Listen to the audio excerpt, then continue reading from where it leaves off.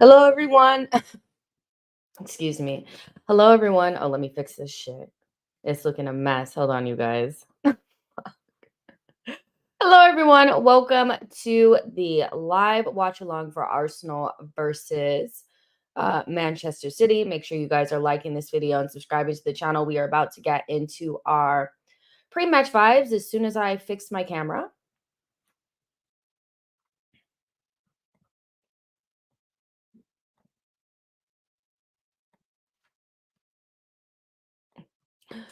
All right, we're back. Sorry, had to fix my camera. It was looking crazy back there. I'm here. I'm here. You guys can see me. You guys can hear me. Let me know. Yep, this is the pre-match vibes for Arsenal versus Manchester City, and we are going to react to the lineup because it is not anything like I think any of us had expected it to be. Um, the young man behind me, Bukayo Saka, is not in the squad. He is not in the squad. You guys are looking at the lineup. We will go through that in a second. I can tell you right now that he is not in the squad. Martinelli makes the squad. Thomas Partey makes the squad, but Saka is not there, which is a huge, huge, huge letdown off of the back of all the talk around Bukayo Saka. And, he's going to be fine and he's going to be in the squad and he's going to be starting. There was a lot of leaks last night that came out saying that he was going to start this match.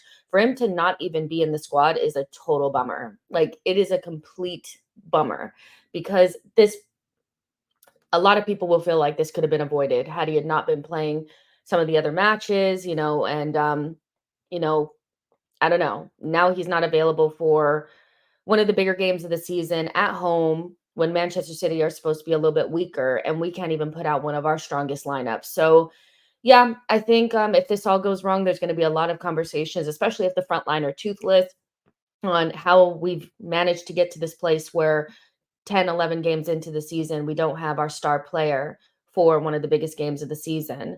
Um, so, yeah, that is a huge, huge, huge letdown. Now, for the rest of the lineup, Reyes starts. Not surprised there.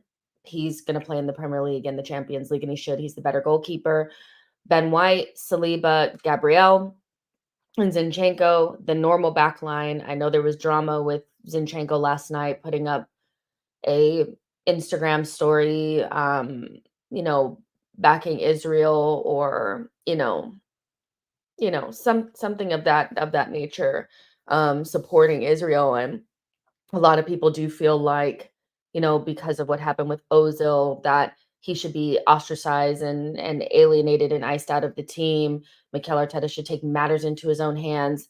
That is another conversation for another day that I would love to have with you guys. But anybody that believes that Mikel Arteta has the power to sit there on his phone at 1 o'clock in the morning, see Zinchenko put out an Instagram story saying that he supports Israel and he's going to turn around and drop him for off the field issues or him not loving that or whatever.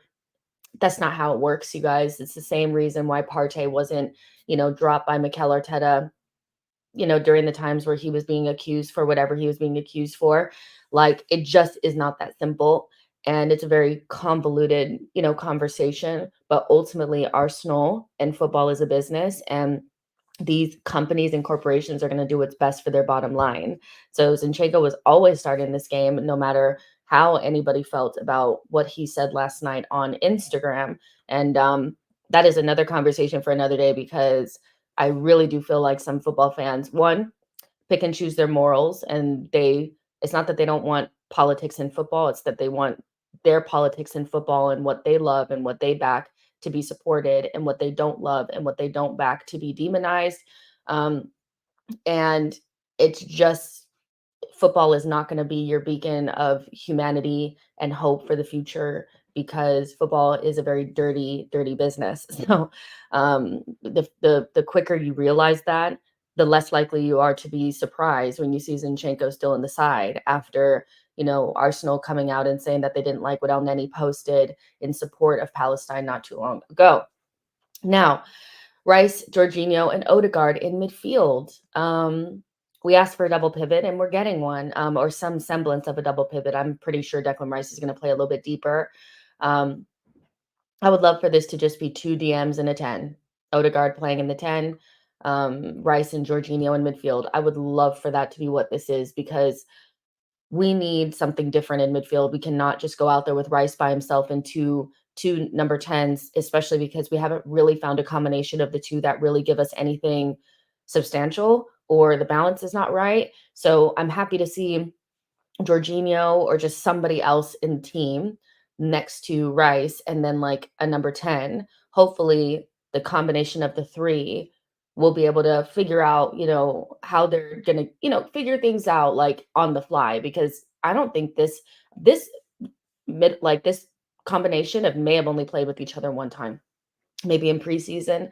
So, it's a little bit of a shock that we're gonna try it now, but, Jorginho is immensely experienced, and I know that people are still probably holding the mistake against Spurs against him. It still hurts me to my core that it happened, but he's played many times against Manchester City. He knows what to do. And if he has Rice next to him, I don't see it being that big of an issue. My only fear is that Zinchenko becomes the double pivot next to Jorginho. You guys know my feelings on that is that on the ball, that pivot is great. Off the ball, it's diabolical. So Rice is going to be doing quite a bit of covering in that position for Zinchenko, I think. And I really do think it's a good call for Mikel Arteta to, if he's going to play Jorginho there, to make sure that he has somebody with some legs next to him that could also cover Zinchenko because that's what Xhaka would have done. That's what Xhaka would have done. So that's fine. And then you have Trossard, Jesus, and Nketiah, which is probably, oh, wow, Brighton just scored. Offside? Oh, wow, Brighton just scored, dunk. 2-2 in that match. That's horrendous defending from Liverpool, to be fair. We have to see if it's offside or not. Every goal now I'm looking, I just start looking at the sideline ref like, is it offside or what? But this is where it gets disappointing because this is nowhere near our best front three. No, he's totally onside. He's totally onside. Um, this is nowhere near our best front three, and I knew Eddie was gonna start today because he was rested midweek. Like, remember we were talking about it? It was like, "Oh my gosh, we are actually resting Eddie and Nketiah for this match." And so I don't know if Eddie is the starting center forward for Premier League games. If is that what we're saying? Arsenal have decided that Eddie starts Premier League games and Jesus starts through the middle in cups. Is that what we're saying? Because Jesus has only started through the middle in Champions League. At like most of the other times that he started for Arsenal have been out on the wing with Eddie through the middle, and it doesn't work and it stinks. It's really just not the vibes, even against Spurs, like the team continuously passed it to Jesus out there on the left and completely bypassed Nketiah. What is that telling you? That they don't trust Nketiah. And as much as he's going to run around and press and how he's been good at um, winning free kicks and stuff like that or winning penalties.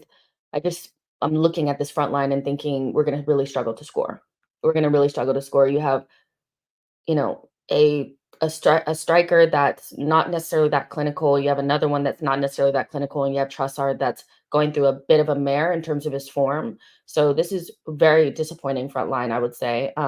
Which is usually our not our biggest issue, but I do feel like when we play against Manchester City, we have zero threat, and so when you don't offer a threat, it allows the opposition just kind of to play their game without feeling like there's going to be any repercussions on the other side. And so I'm feeling as though we're going into another Manchester City game with very little threat going the other direction that will actually make Manchester City be honest.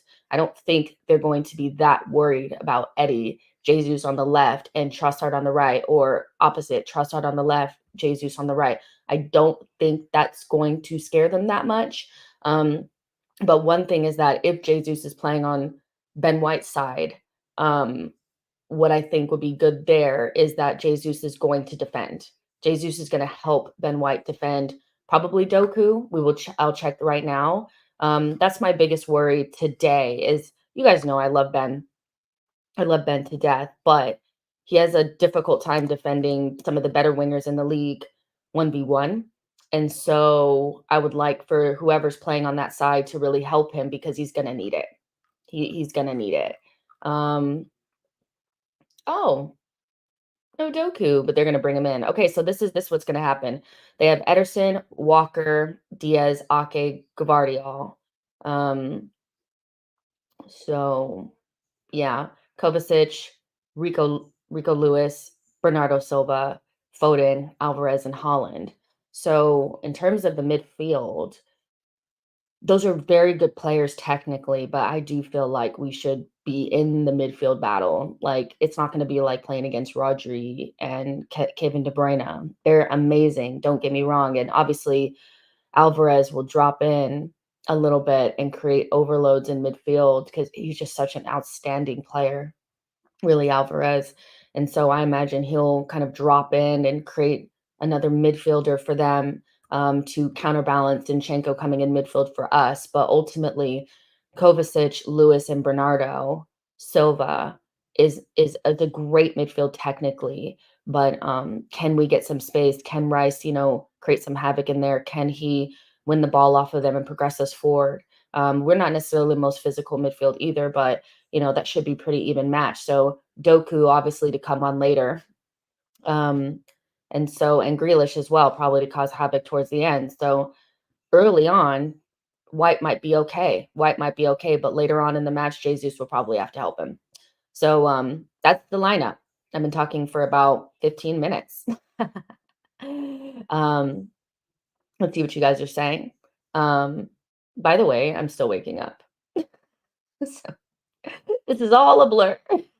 It's all a blur. I know I'm here talking to you guys, but it doesn't feel like it. Yes, Ian says Rico Lewis will shine in this game. Mark my words, Jess. He's a great player. Trini says, why is Arsenal's lineup so defensive? Probably because we're playing Manchester City. That's why. Like the reality is we said this. I said this pre-game or yesterday. Oh, João Pedro should put that in the back of the net. When we say missing sitters, that is one of the worst that I've seen, and I watch Arsenal. Hello? How does he miss that? That should be 3-2 anyways, but pregame or yesterday, the day before maybe, we spoke about humility and understanding that Manchester City are gonna be better than us no matter what we put out there. No matter what we put out there and no matter what they put out there, they are the superior side. They are actually, the odds are on for them to win even at the Emirates. So let's be humble and not go out there with our most attacking lineup and think we're just going to sit on the halfway line and pop it around Manchester City. Let's be a little bit pragmatic. The game script is always the same.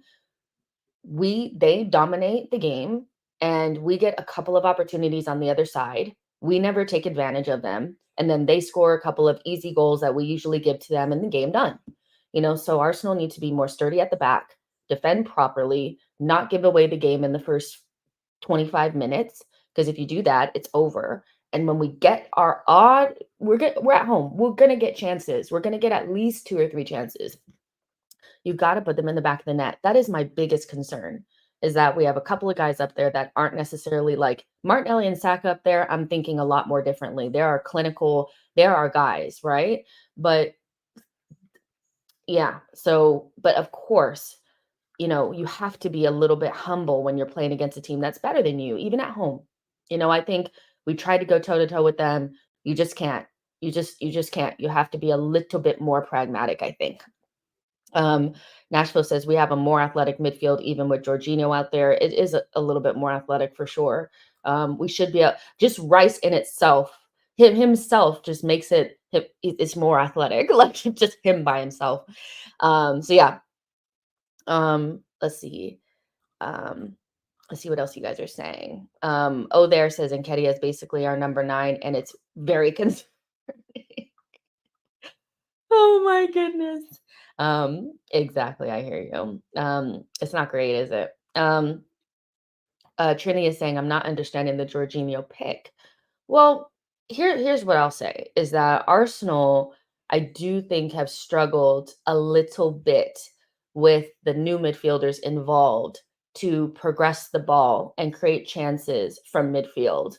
I think that's one of our biggest issues. And if you cast your mind back to Brentford, now I know it's not like playing against Manchester City, but Those Brighton are like they're so shameless. Just put them on the back of the net. Remember Jorginho in that game? Like, Jorginho had so many opportunities to just put the ball in between the lines to Nelson and Nketiah and Havertz, like, and Emil Smith Rowe. He was doing that consistently in that game until like the obviously halftime, and then we got tired and stuff like that. But Jorginho was very influential, and we were actually, I thought, a lot more like better in our buildup, creating opportunities in the final third than we have in any other game because we had somebody in midfield that has a little bit of that ability to find those passes. And so Jorginho is going to allow us to do that. Partey would have also allowed us to do that. Partey is not fully fit. So I don't think Arteta wants to risk him. I think that it's just that clear. But before I was saying, like, you got to get somebody next to Rice that's going to dictate in midfield a little bit more so that we can create those chances. Because, like you guys have already said, like, I think it's been overstated Rice's like inability to pass. Like, he does not just pass sideways and backwards, but he is a little bit safer than Jorginho or Partey. So you need to get somebody like that next to him in order for us to dominate midfield. I just think Havertz is too off the ball. It's creating a situation where Zinchenko has to do way too much. And so adding somebody else in there that has the ability to control tempo and pass from deep and unlock defenses other than Zinchenko will help us, I think. To me, it's the midfield is not my issue. Midfield is not my issue. I've been wanting to see this, not just against Manchester City. I've wanted to see this. Um, so yeah, let's see what you guys are saying. Um, Took Wang says, not gonna lie, I fear a bit for Eddie if we lose. Why would you fear for Eddie? Eddie is a strong boy. Like, he knows the deal. I'm sure that he knows that he is not somebody that the Arsenal fan base, in large, feels like is, the guy. And so he goes out there every day and works hard and takes care of his business. Like, why would we fear for him? Ooh, ooh, ooh, ooh, Brighton, you might be in trouble. Brighton, you're in trouble. Brighton, you're in trouble. Kick it out. Kick it out. Kick it out. Why am I coaching Brighton? Okay, so yeah. But you know, Eddie is fine. Eddie is fine. The thing is we wouldn't have a problem with Eddie if Eddie would just put the ball in the back of the net. Like, if Eddie was what he is now, but every time he got in the box, he scored a goal, I think we'd all be okay with Eddie. The problem with Eddie is that, yeah, he scores goals here and there, but the more that he plays, the more chances he misses. And you just cast your mind back to he's one of the biggest XG underperformers at this stage. So we just want him to score goals. That's all. That's it. I just want you to score goals. Like, that's it. Um, Even if you're not great, I just want you to score goals. Oh wow, Giantesco says what West Ham equalized against Newcastle 2-2. I knew that was going to be a good game. I couldn't wake up for it because I was too tired.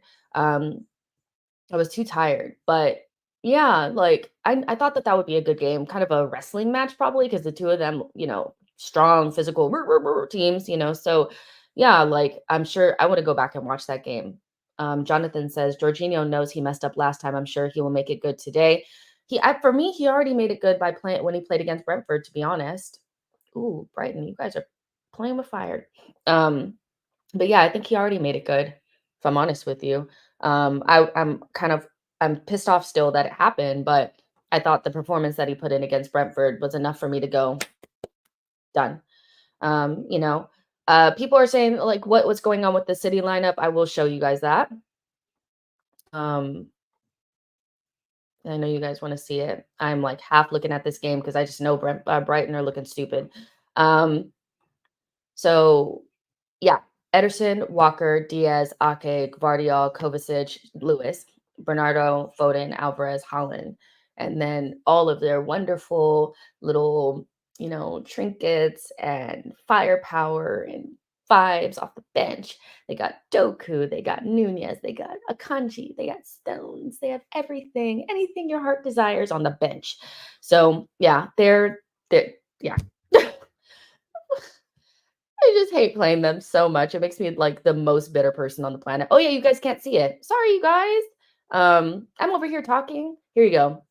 So you guys can look at it. But yeah, they have all their I'm bitter. They have all their little their second team on the bench and they're just chilling, waiting to come on and, get their little goal or their little assist. So it's freaking annoying. But yeah, strong lineup for City no matter what we do. It's a shame that we can never seem to put out like our strongest lineup against them. But, life is not perfect and that doesn't mean that you have to lose. I think the idea that it makes sense that we've lost all these games because we haven't been able to start our best 11 is kind of Goldilocks football. Oh my gosh, Brighton. Oh my gosh, Brighton. Brighton, you dumb shits. Brighton are on the ropes, but the idea that it's okay that we've lost all these games. The reason why we lose and we can never draw is mentality. You don't have to lose games. I remember it was either we won or we lost. I think when you draw games, sometimes it's not ideal. You don't want to draw too many games, but it's about making sure that you don't lose. And a lot of times we just lose early. We give away one, two silly goals, we're deflated, and then the game is beyond us. So if Arsenal can just keep it tight, not lose the game in the first 25 minutes, not give away a silly goal, at least make them work for it if they're going to score, and be clinical when they have their chances, we could do something, at least draw the game.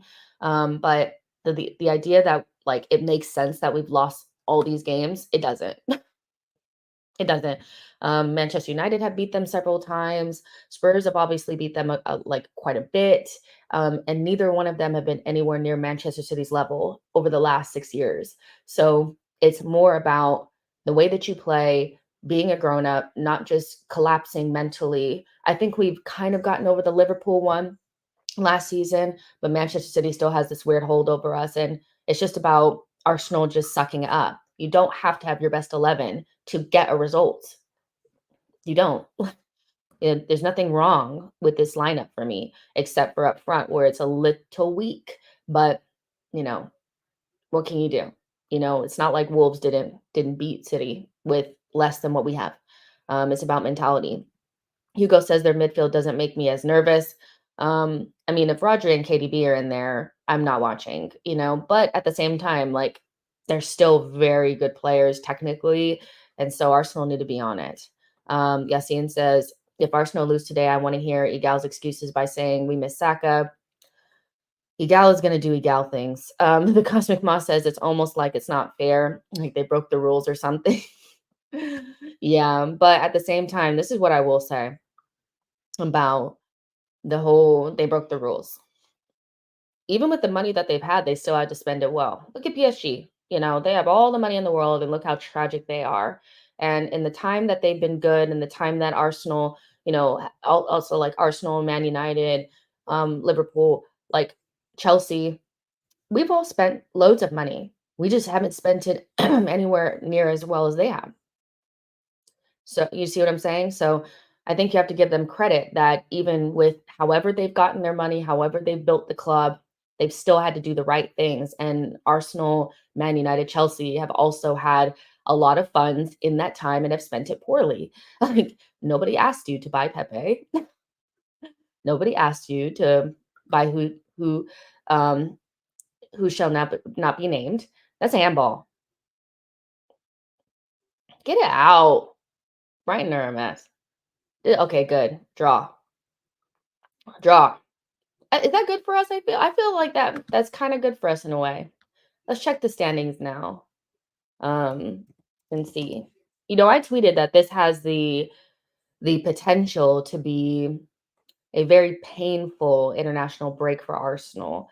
And of course, people got mad at me because they're like, "Why? It could be brilliant. It could be, but when you look at our record against Manchester City, it's very difficult to like get excited about the idea that we're going to beat them this time around, especially with no Saka and no Martinelli. So, um, yeah, but that keeps Liverpool in fourth. Right? That keeps them in fourth, I believe. Um, or no, that keeps Liverpool in third, and we're still in fourth. Villa is drawing right now with Wolves. So if all of these games stand, these are actually very good results for Arsenal as long as nothing changes, because basically that means no matter what happens today, we go in to the international break 4th. Let's see how much time is left in this Aston. But these late winners and shit, it's just yeah. Let's see. Wolves got a red card and they're drawn 1-1 in the 90 plus like the 98th minute against Villa. Um let's see. Newcastle and West Ham. You guys said that that was a good game. It's 2-2. It's I don't even know what minute this one is in, but yeah, like you guys said, in the 89th minute, Kudu scored. Isak has a brace. Yeah, I'm going back and watching this game. Let's see how many cards. 3 cards each. Ooh, 18 fouls to yeah, I'm gonna watch this after. The passing accuracy is bad, yeah. This was a fight. This was a fight. This was not football. This was rugby. This is not football. This was rugby. Um, so yeah, if the results say the same, they work in our favor. It keeps everybody kind of like a little bit below us. We can even if we lose, we go into the national break in the top 4. If we get a point, even better. That would take us above Liverpool, have us in 3rd. So again, like yeah, results are kind of going our favor right now. Let's see if these games end at any stage. It'd be nice if they would just go ahead and end. But yeah, we have 17 points, the same as Liverpool. Manchester City have 18 and Tottenham have 20. Let's see what you guys are saying. Um, um, let's see. Nashville says, please mention my awesomeness. You are amazing. You're the best. Let's see. Buddy says, please mention my name. You guys are funny. What you guys doing? Chosen One says, honestly, Jess, I'm proud of the team for not playing Saka today. We can win this game. I mean, it can be looked at as a good thing that we're not going to risk him. I mean, the thing is we need Saka for the rest of the season. This game, as important as it is, if he can't go for 60 minutes at least, there's no point in risking him. Having him come up again in the 18th, 19th minute is starting to become like very, very, very bad, like in terms of like how we're managing the player. Um, you know, you don't really need a medical degree to see that if a player's coming off every single game early, that there's probably something not right there. So I'm conflicted. I'm glad that he's resting, but we also needed him in this game. So could we have not managed him better in other games? You know, that would have been maybe useful. Let's see. Philip says Brighton has made 6 changes to the starting lineup, a pressing draw. To be honest, the one thing about Brighton is they definitely are plug and play, and they have different types of players that play in similar positions, but they're still able to get. I think that's the sign of a really good system. I'll be really honest. Like, I think the sign of a really good system is if you can put in different players, even if they have different qualities, and it still kind of work the same. Everybody still kind of knows what they're doing, and it's not like weird that you know, that's a sign of a really good system. So yeah, Brighton are doing really well. I think they drew midweek to Marseille after being 2-0 down. They came back and drew 2-2, put them under a lot of pressure. And so yeah, there's a lot of weird talk. I think because some Big Six teams fans are feel threatened by Brighton in some way, especially Manchester United and Chelsea fans for some reason, and they want them to get the same level of scrutiny that like our teams would get. Newsflash, they're never going to get the same level of scrutiny as our teams. We are supposed to be doing well. They're not supposed to be anywhere near where they are right now. So do you actually think people are going to care if Brighton lose 3 games in a row? No. And even if they are losing 3 games in a row, they're still higher in the table than where they should. Like Brighton are 6th. Brighton are 6th, and they're in Europe. Like, be serious. Be serious. Nobody is going to say anything about the smaller teams. It's also a reason why they don't ever really go in on Tottenham the way that they go in on us. They still view Tottenham as this plucky upstart, you know, trying to crack in the Big Six, with very modest, means and things like that. They are never going to go in on Tottenham. They never went on Leicester. They're never going to go in on Brighton the way that they would go in on us. It's so strange that I feel like Chelsea and Manchester United fans don't really get it, that like no one cares Brighton are doing much better than what anybody thinks that they should be doing. So, like, they could lose 6 games in a row. No one would care. Like, it's just who cares? Um, Chosen One says, "Also a major boost to see Gabby on the bench."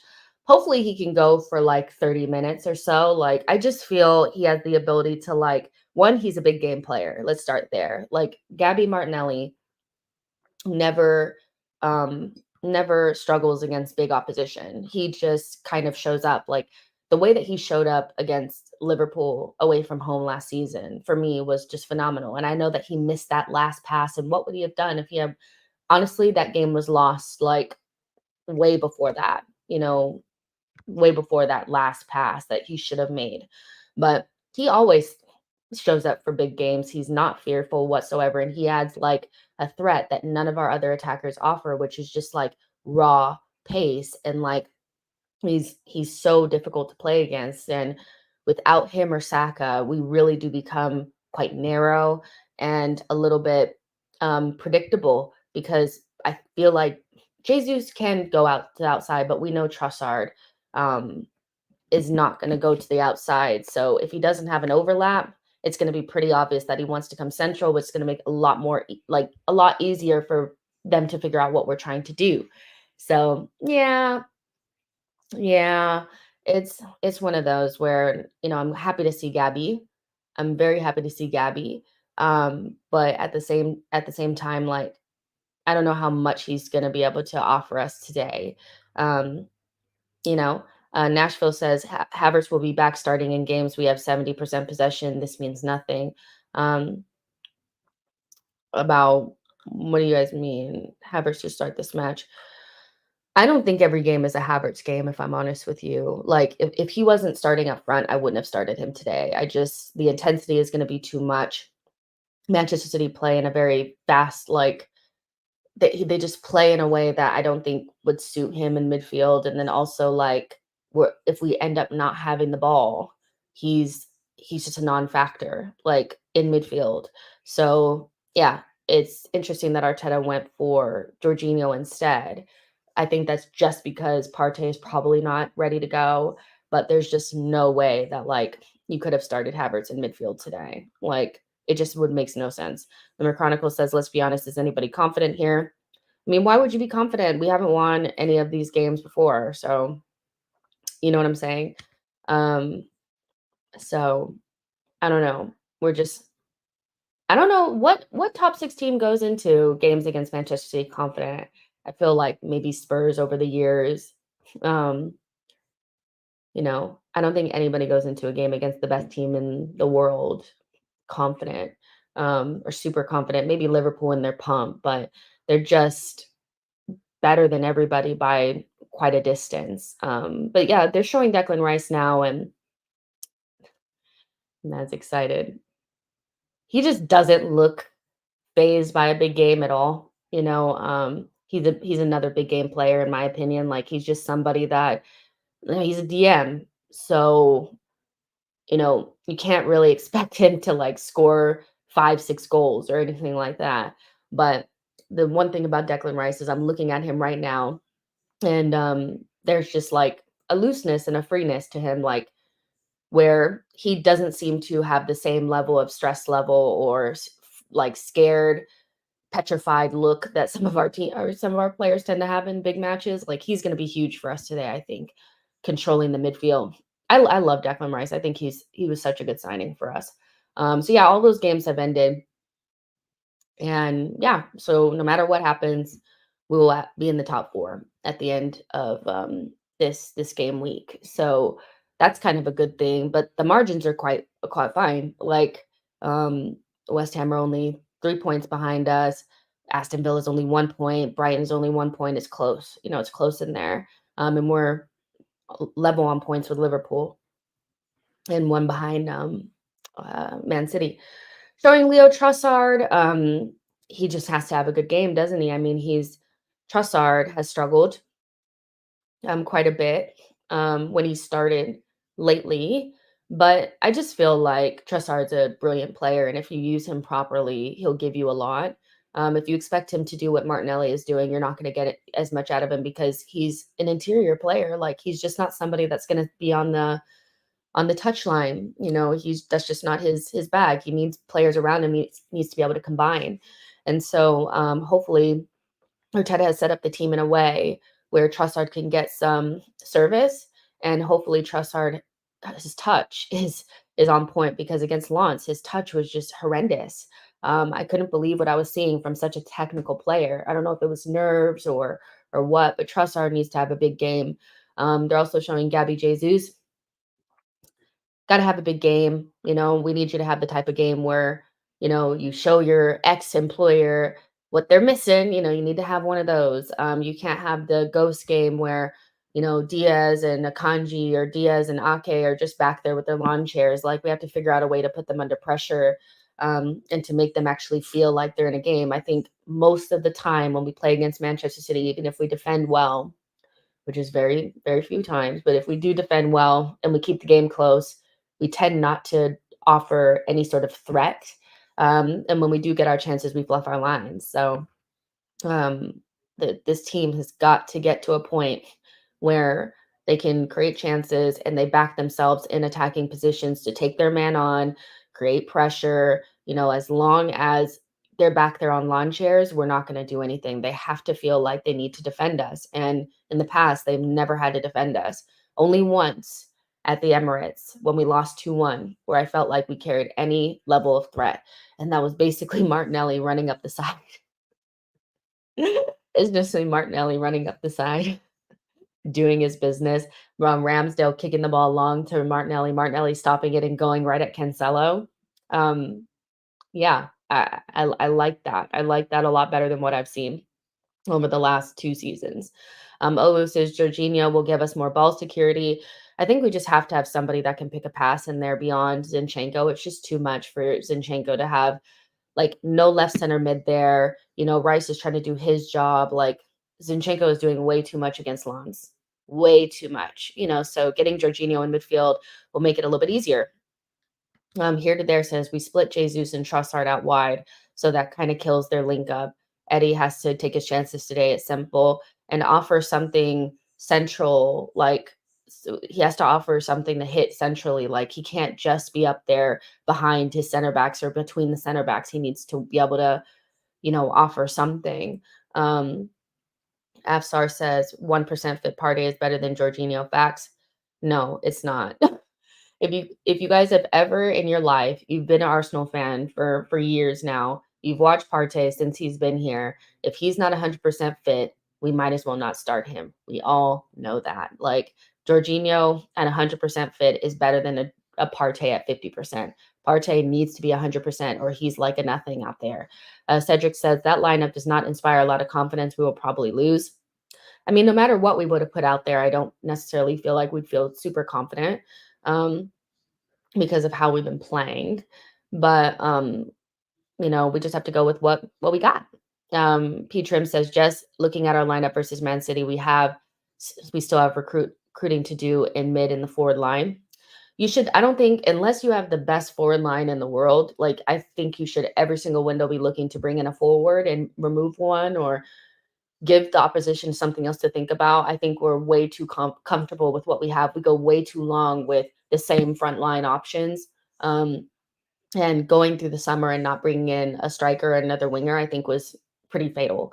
And now we're going to go into the January window looking to do something that we should have done it over the summer. We needed another attacker. We needed something else that was going to, because if you have a Neto now, you're not worried in this game.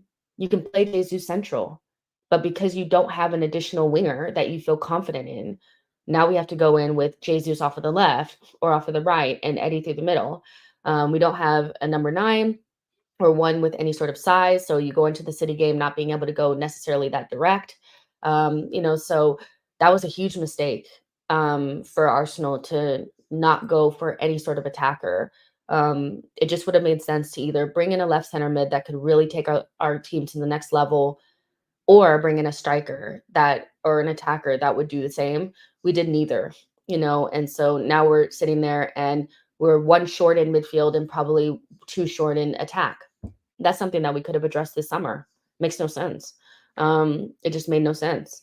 Um, Wayland says, "Is Jesus or Trossard going to be on the right today?" I would imagine Jesus is going to be on the right. I can't see Trossard on the right. Um, I would imagine it's Jesus. That's what makes sense to me. Philip says we have a better pressing team, I think. Um, yeah, everything is I think right now. I'm not sure we're better at anything. What are we better at? um, you know, from at the back, I'm kind of okay with what we have. In midfield, I'm okay with what we have. It's up top where I just think we're not going to offer very much.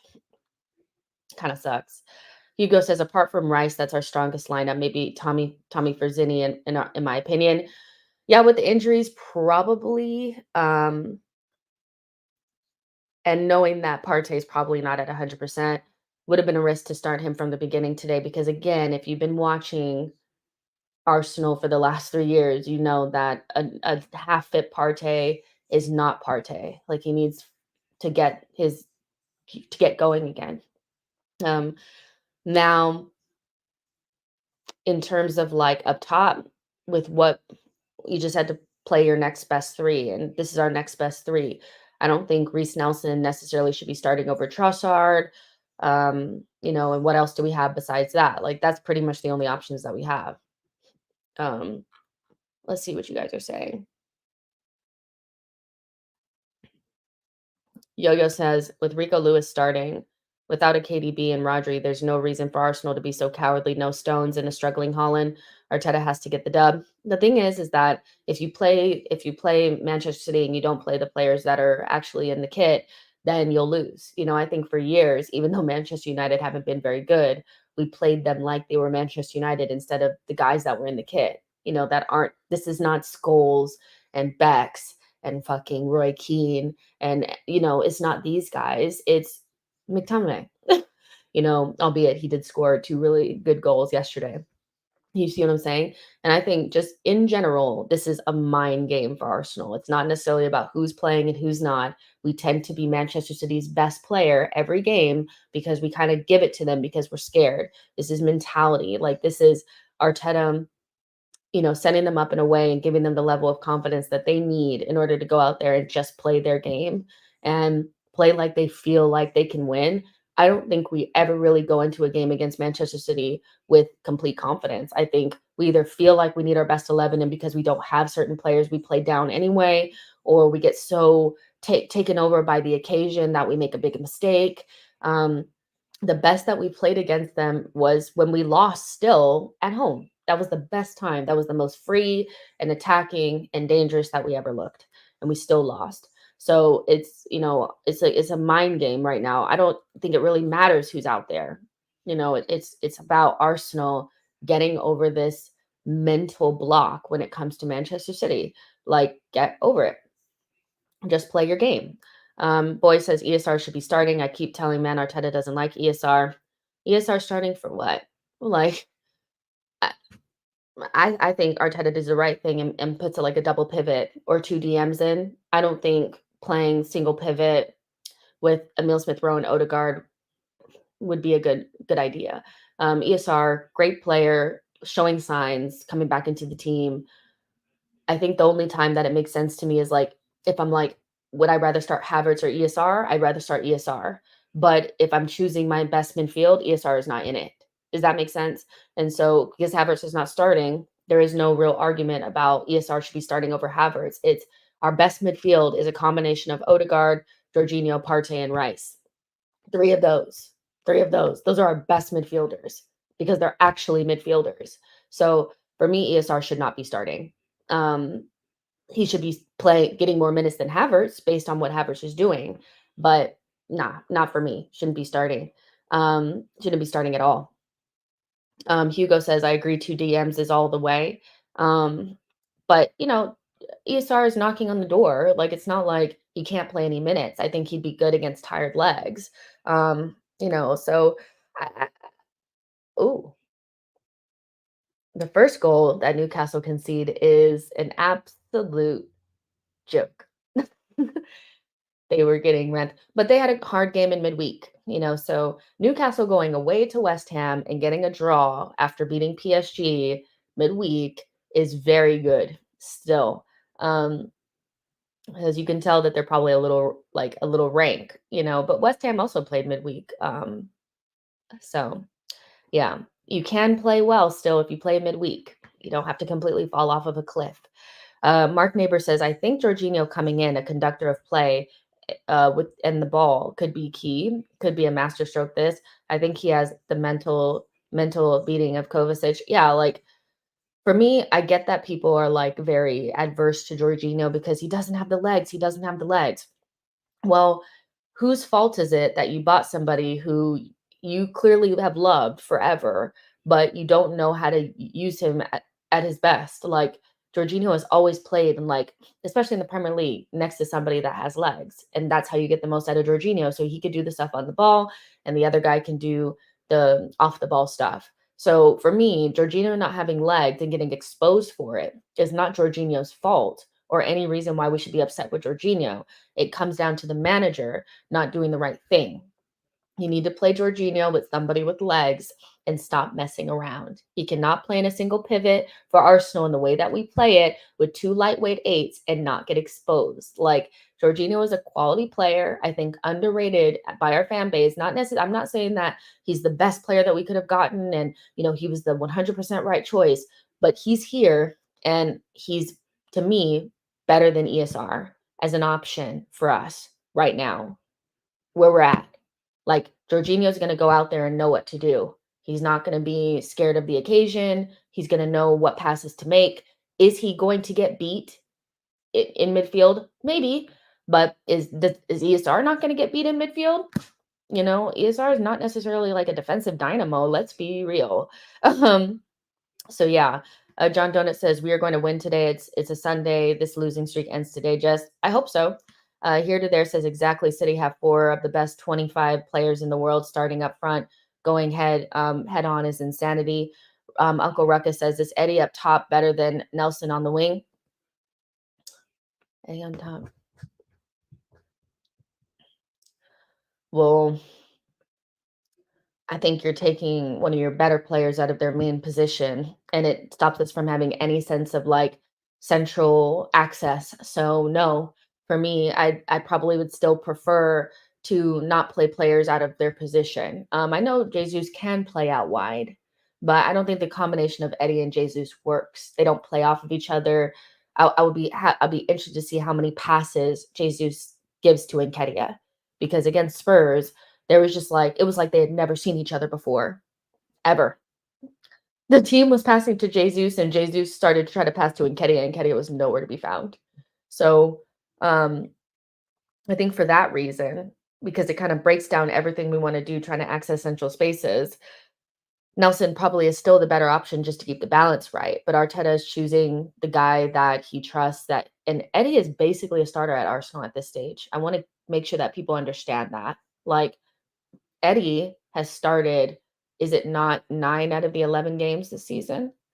At center forward. So what is Arteta telling you? And Jesus has been fit since he has been fit since he was fit for Spurs. Like he's been fit since Manchester United. Manchester United was like 4 games ago or longer. So what is Arteta telling you? That he rates Eddie? Ooh, Neto, another assist. We have to get him in January. But yeah, what is Arteta telling you? That Eddie is a starter and Eddie is the better option for him.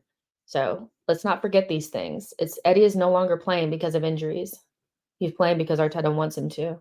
Lucas says, Zinchenko and Jorginho want to do the same thing. Why both?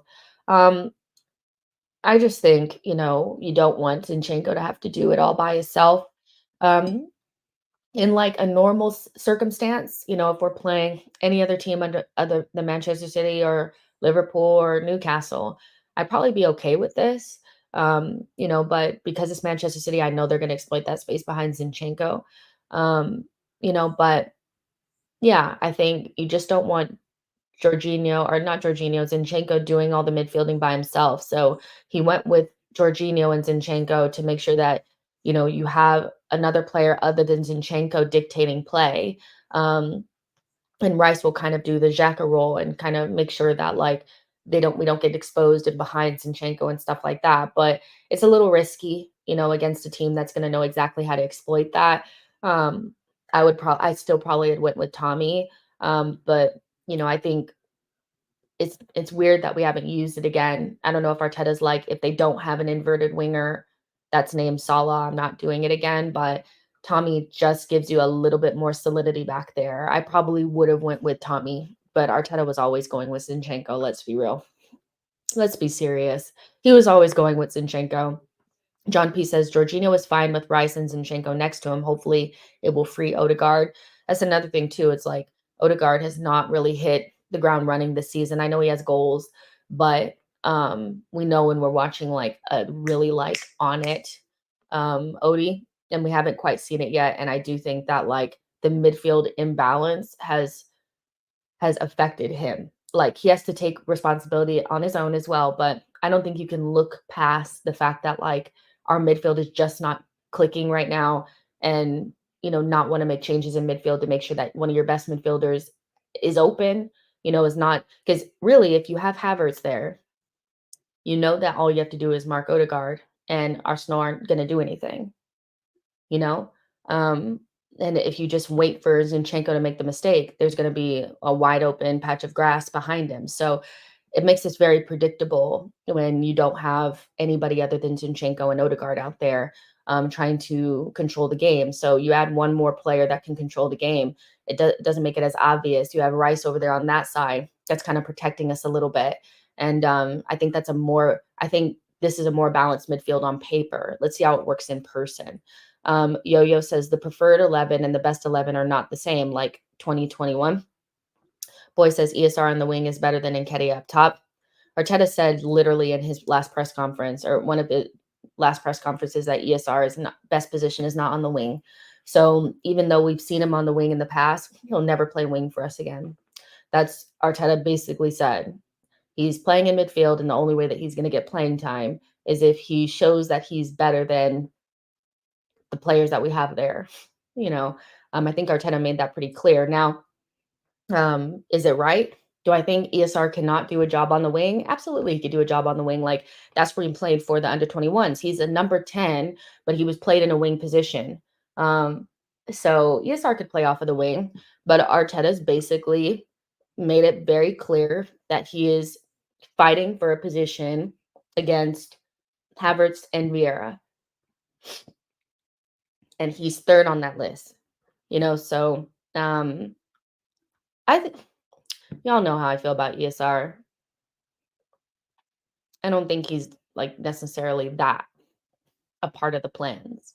I think the actions of the manager make that kind of clear. So there you go. Yo-Yo says, you called it. He actually rested Eddie. Hope it works out because I'm tired of the players being blamed. I think the pattern is becoming quite clear, is it not? The it's clear to me. Jesus will start through the middle in Europe, and Eddie will start in the Premier League. Eddie is the starting number 9 for us in the Premier League. Like, Raya is going to start in the Champions League and the Premier League, and Ramsdale is the cup keeper, the domestic cup keeper. I think it's hard to look at what we've done so far and not come back with that. It'll be interesting to see what happens when Martinelli comes back. But do I necessarily feel like Eddie is 100% dropping to the bench as soon as we have Saka and Martinelli back in? I question. I really do think Arteta really rates Nketiah and is basically like, you know what? This is the guy that I want in the team. Get over it. Philip says, when Smith Rowe played wide, he had Tierney overlapping, which was vital to his play. I think it's vital to anybody that's not Martinelli playing on that left-hand side. Martinelli is our only winger, maybe Reece, that can hold the width and be isolated out there with no overlap.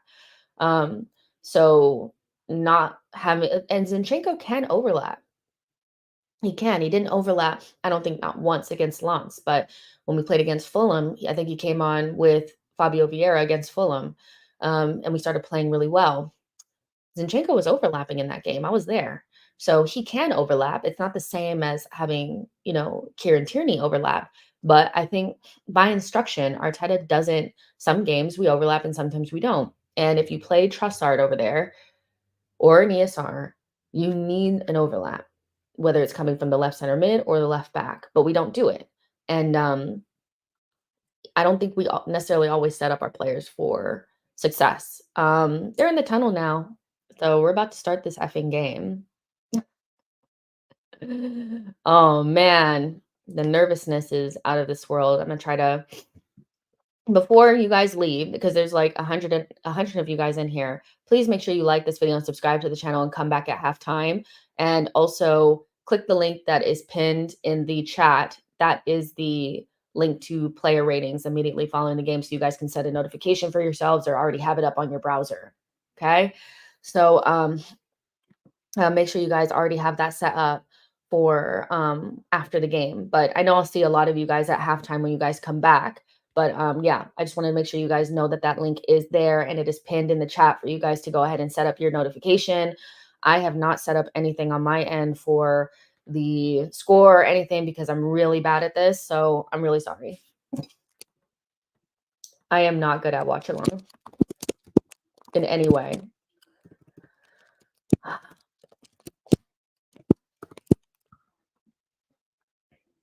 I'm just setting it up now. You're like, what are you doing? I'm setting it up now.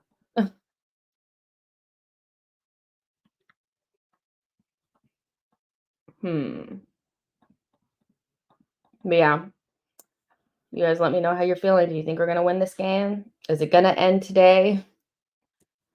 Are we going to finally, look dangerous? Is it possible? Y'all let me know. Y'all let me know.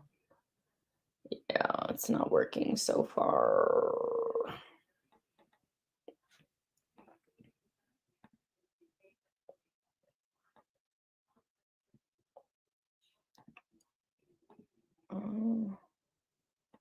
There you go. So that's there.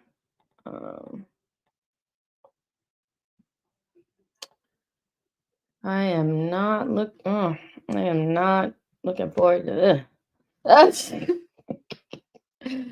I'm not looking forward to this. Y'all, child, I am so nervous. Oh, Bakayo, we needed you. We needed you, man. We needed you. Let's see. I'm gonna go ahead and put the lineup down. No, I'll leave it up. Let's see. Philip says, "Let's go, Gunner. See you at halftime." I'll see you at halftime, Philip. True Gunner says, "All we can do is pray." Fair enough. John Donut says, 4-1 Arsenal. Let's go. Positivity. It's too early for this. It's too early for this.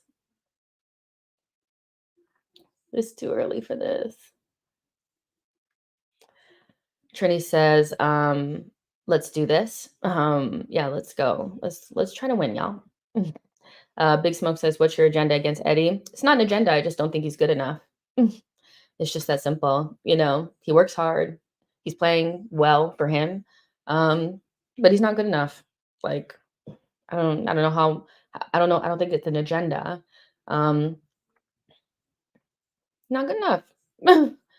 He's an all right player that's playing a big role for a team that really requires like a very top level number 9, So there you go. Leslie says, be happy with the draw. Ciao. I think I would be too. I'm not even gonna lie to you. Smart Cookie says today's ref is Michael Oliver, and we've always done pretty good with him. So fingers crossed. Well, Smart Cookie, I'm gonna refer back to this if we get a red card in like the first 20 minutes of the game. Let's see. Boy says Nketiah hat trick is our last hope. This is his moment. This is his moment. Boy says, please, Eddie. Demore says Arsenal to win 2-1. We got to be clinical and we have to not chuck the game, in the first 20 minutes, like we're known to do. I need more than coffee, y'all. I'm struggling, and it does not feel like I'm about to watch this game right now. I'm here. I'm here. I swear I am. Oh my goodness. Taking a knee.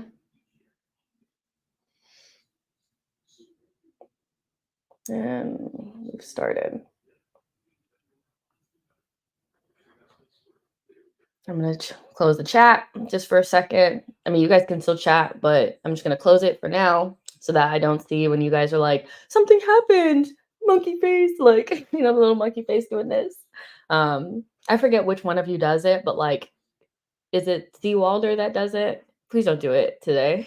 I can't handle it. I don't want to know before. Just let me be in my misery or joy. I am. It's weird. I'm nervous, but I'm also not.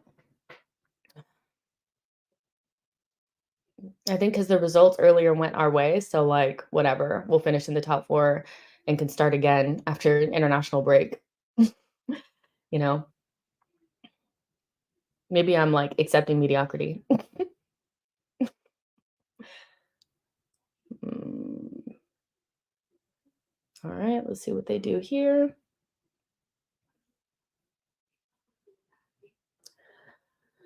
Alright. So, again, physically, we really need to have a game. We really need to be able to win the physical battles today. Um, letting this kind of, like, smaller Manchester City team bully us would be very disappointing. And we're not that big right now, but, like, come on.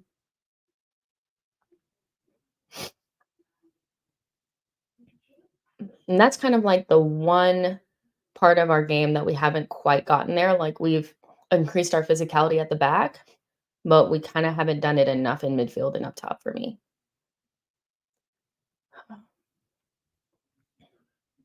Oh, Jesus.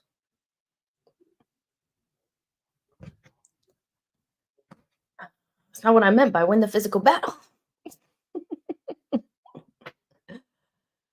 Oh, I wonder, I can't hear the crowd because I don't have the volume up, but is it loud in there or is it quiet? What's it like? Oh, man. So the game is taking its usual pattern of them kind of controlling possession and us kind of like sitting in our out of possession shape. And in the Community Shield, we didn't have any possession for like the first 13 minutes. It was fine. Like, it's not that big of a deal. You don't always have to have possession. You have to be good out of possession too. Good, big Gabby. Now can we find a pass? Can we find a pass? Good.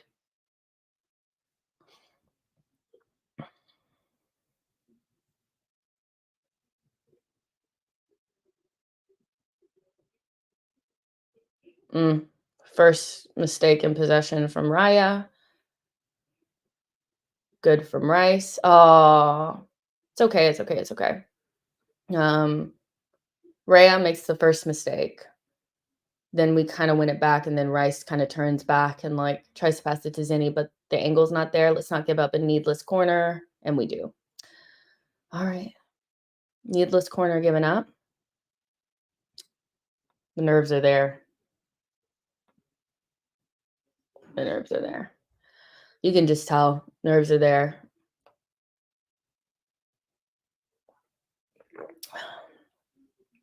But Rhea, you know, um,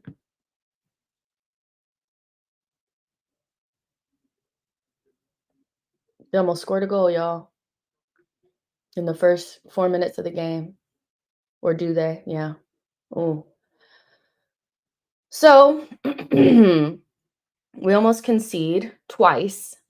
Um, once from the corner, back post, Rhea's flapping at it, and then second phase, let's see what's going on in here.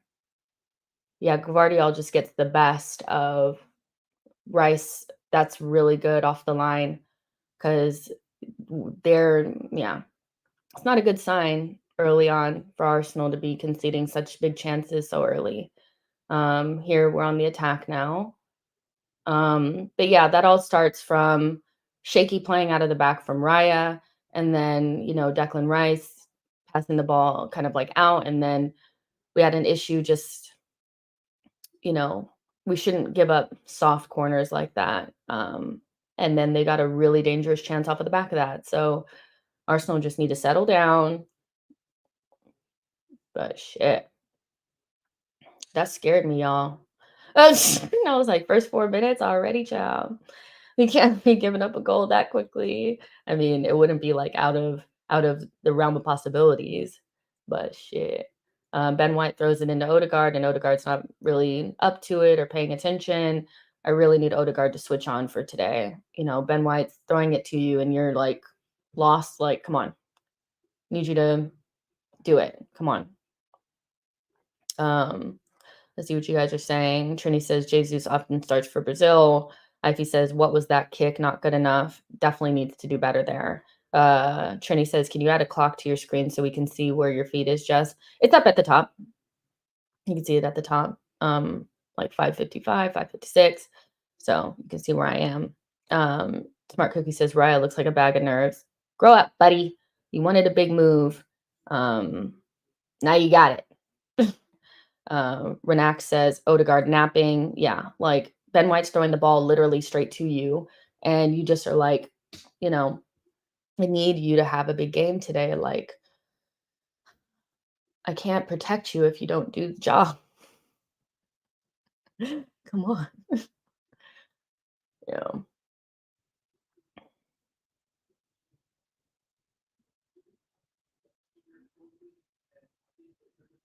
should be our ball. Let's see if we can create a chance. Let's see if we get in the box. Venture in to the box. Let's see. See if we could do it. But, yeah, Rice clearing the ball off the line, that was really good from him. That's what he gives you too, like, obviously, I think he's a little sloppy there, and we give up a needless corner, but he kinda makes up for it there. Alright, so we spray it out wide. Zinchenko gives it straight to a Man City player. Why? Why? Why? Why you give it straight back to them? Shit. That's really good from Jesus. Um, they still come out with the ball somehow.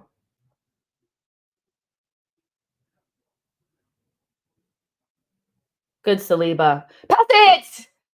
God. Oh, that scared me. That fucking 7-foot gladiator up there running up at Saliba scared me, y'all. I was like, shit. I was like, he's gonna get it. We let it bounce. Y'all, I'm gonna need international break after this. Good ball, Chaucy.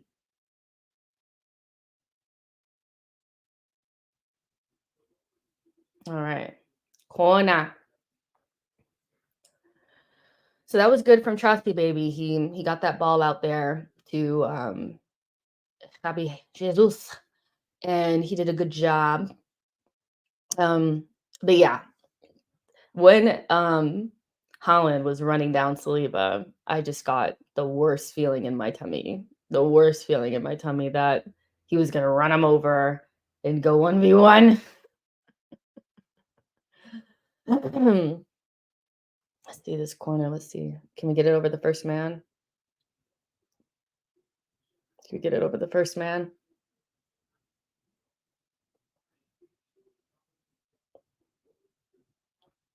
Weak. Rice. Declan, win it. Good.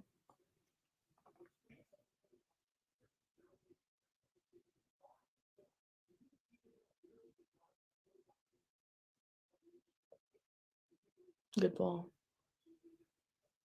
When we get in the final third, we need to make the right decisions, y'all. Get in the final third. We need to make the right decisions. Don't be complacent. So Ben with that kind of like complacent little pass. See, we tried to get Ben free. The first time, Ben really should be doing better. He just kind of like nonchalantly. He's on! He's on! Ref, are you dense? He was on. He was on. Do you see that? Whoever was on that other side was keeping him on.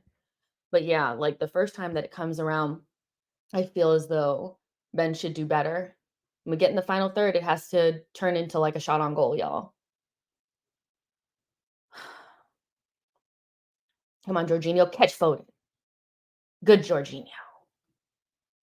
Oh my God, Jorginho gets a yellow card on his first one. That's so annoying.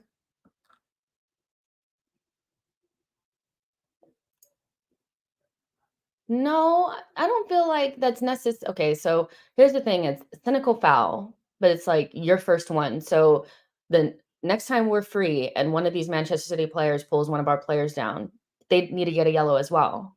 Because that's the only thing is that they give us a yellow like on the very first one, but City players can make a cynical foul 5, 6, 7 times and not get a single yellow. So I just want to see the same energy. Come on, Trusty baby. Come on, Trusty baby. Do the right thing. Pass it. So, yeah. Remember, in the Community Shield, the exact same thing happened to Partey. Cynical foul, first 5 minutes of the game, yellow card. Rodri did it 5, 6 times, no card.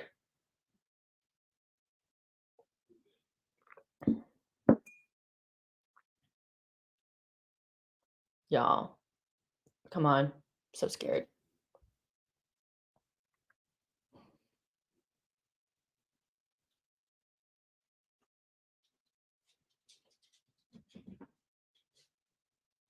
Okay, so we just kicked it long.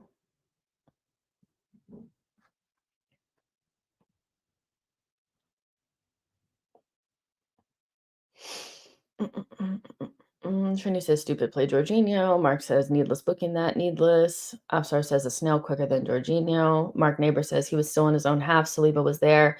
Pressure him for sure, but don't pull the shirt. Fair enough. We just don't do the cynical fouls very well because we get a yellow card the first time. Goodness. It's too early. It's too early.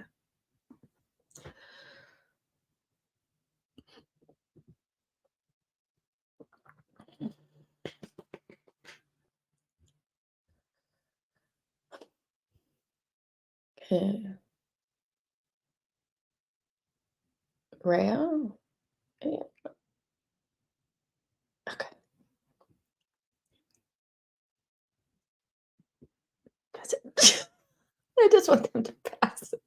Come on.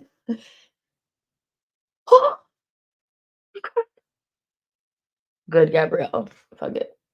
Kick it long. I know it's bad. We shouldn't be just kicking it long, but like playing it out from the back right now. Don't play with my emotions. I think Raya's nervous. He just needs to suck it up. Yeah, the lights are definitely shining brighter at the Emirates than they do at G-Tech City Park or whatever, G-Tech Community Stadium.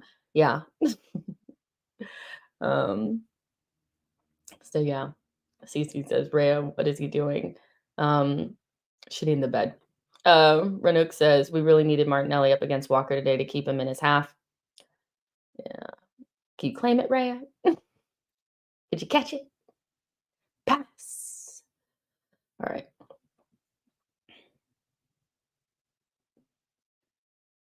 And here's my thing is we're kind of switching it from side to side and going up the wings, but it's another game where I feel like we're going to struggle to get any access centrally because nobody can pass it into the feet of Eddie or he's not open or, he can't stretch them. He can't come deep. So we're going to be going up the wings quite a bit. and that makes us pretty predictable. Unfortunately, I don't see us getting any of those good touches in what they would call zone 14. So, yeah, that worries me a little bit because we're pretty predictable up here on the side playing these triangles. Um, so yeah, it's pretty predictable at this stage.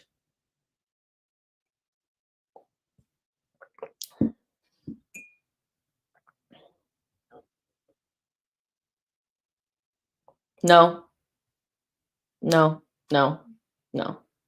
Why are we flicking? What are we flicking for against Manchester City when we are trying to keep possession? It's not looking good in terms of like Odegaard right now. Like, I need you to keep possession. Flicking it to Eddie is not ever going to be the vibes. Not against City. We need to keep the ball. That's annoyed me so badly. So badly. When we get the ball, can we please not be stupid with it? You have to be able to give your defense a break. They're going to be mm, good, Georgie. Now win it. How did we not come out with the ball? That's wild that Jorginho did all that and they still ended up with the ball. Come on, win it. But yeah, I'm a little frustrated with how we've been in possession. Like we're doing good stuff here, like with Georgie, and he's doing a lot of like good spraying the ball, but people get it and they just are like, give it back straight back to Manchester City. Why?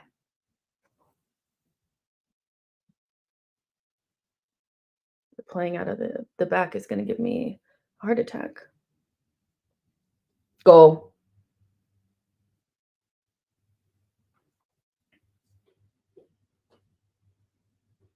Oh my god. So what happened there? So we passed it back and they're pressing us. Rhea takes the touch. Yeah, they have we have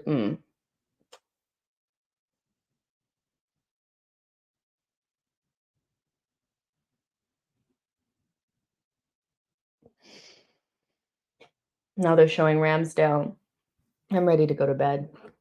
That was just come on.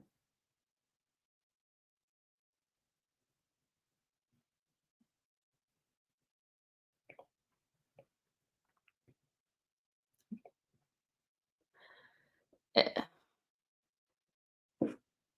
Y'all, would you be upset if I just turned it off and went back to sleep? Would y'all be mad? Would y'all be mad? Um, but yeah, he's definitely exhibiting nerves, and City are really pressing us at the back. But the problem that we have is that we're trying to play it out of the back so that we can create and you know kind of play our way and create some space. But because we can't go long, City know that. They know that we can't go long. We don't have anybody centrally that can win balls aerially. So we're kind of either we got to kick it long and Gvardiol and Diaz and Walker eat those chances up, or we try to play from the back and leave ourselves susceptible on when they're pressing. So it doesn't help that our goalkeeper doesn't look necessarily that confident. So that's kind of the problem that we have. We have no ability to go long or do anything direct. We have to do these little pity patty passes to get through, and they're pressing us really well. I'm scared because we've already made so many mistakes. One of these is going to go in the back of the net at some point. We still have not created a chance, by the way, and we're at home. We're in trouble. This playing out from the back, they make us go long. Jesus tries to keep it in. He has 4 people on him. They win it back, and they're free. So easy. We have 0 ability to be direct, or we have no other way out other than playing out from the back, and Right now, Jorginho, Ben White, Zinchenko, Rice are all kind of passing it to each other back there, but there's no immediate pass, like, beyond them. It's just very like, Gabriel Jesus gets it, and he has 5 guys on him because they know that we want Gabriel Jesus to wiggle free. Like, we need more from Odegaard and Nketiah. These guys need to get involved. If this is life without Saka and Martinelli, I don't want it. Jorginho misses it. Free to Holland. What are we gonna do?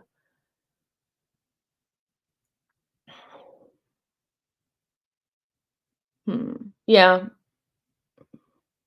we're totally being overrun here. Odegaard's gonna lose it.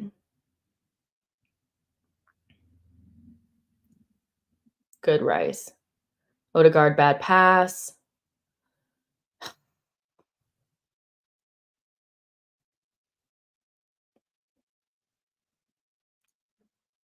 It's so obvious.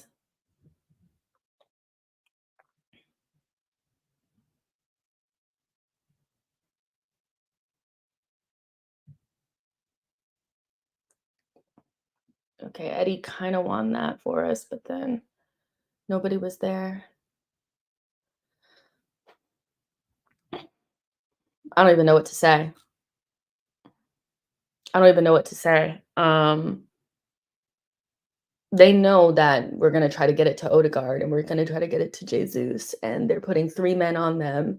They typically just lose it, and then Manchester City get the ball back.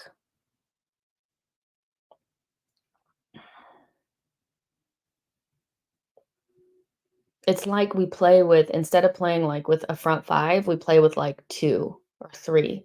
Like, we never have, like, a very robust attack. So crazy. We're so toothless. He's behind you. Jesus fell asleep there. Should be yeah.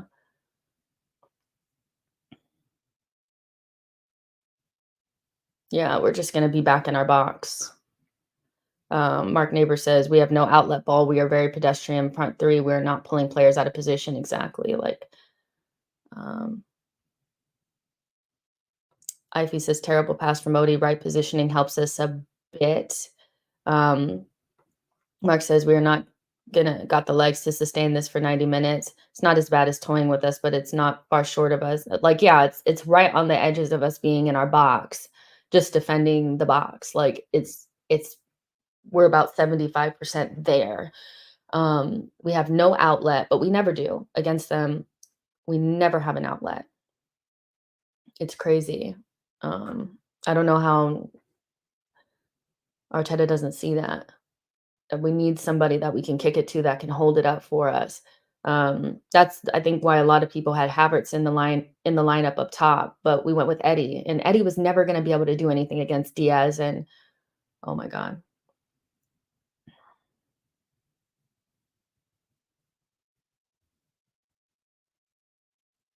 wow,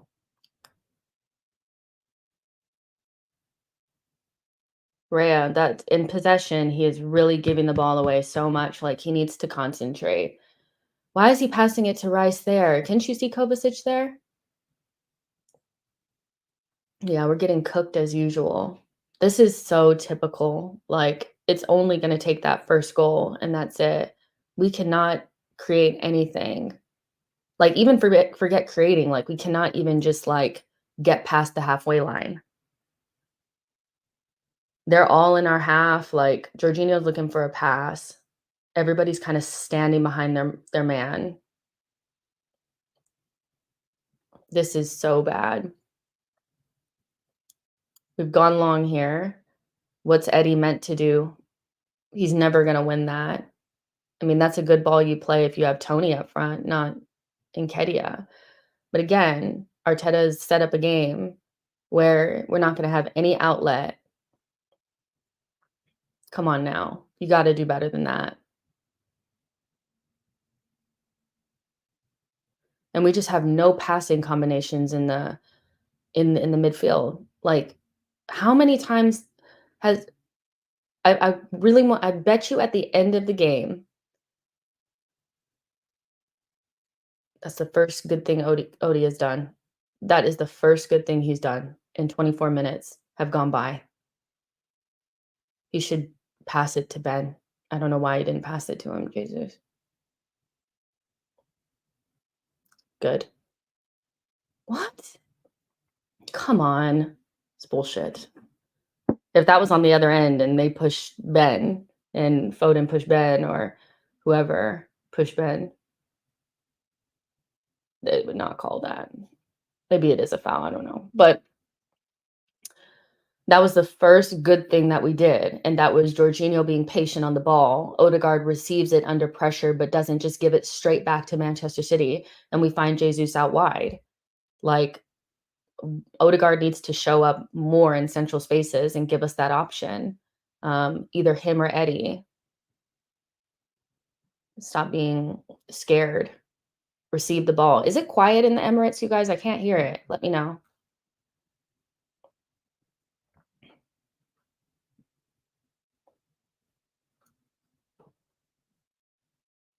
Oh my god.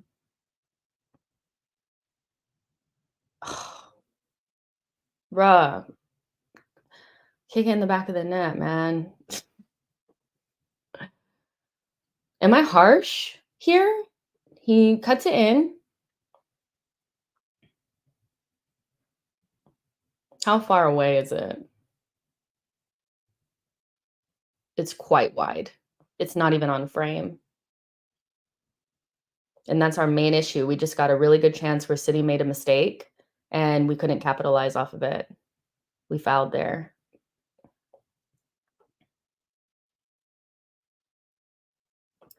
Boy says it's not quiet at the Emirates, but the crowd do sound nervous. Yeah. Yeah. Doesn't feel like there's much atmosphere. Everybody's nervous, which, I mean, come on.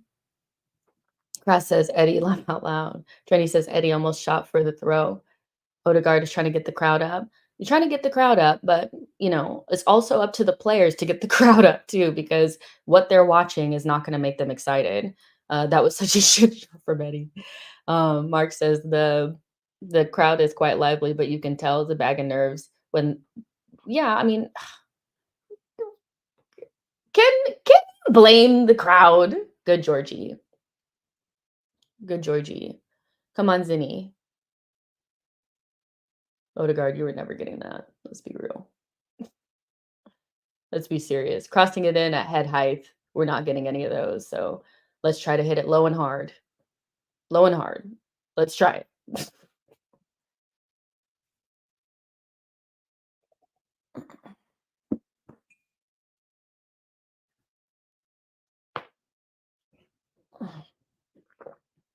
Foul rat. Good. It's the only reason why Kovacic got a yellow is because his name is not Rodri. You hurt him, bitch. Come on.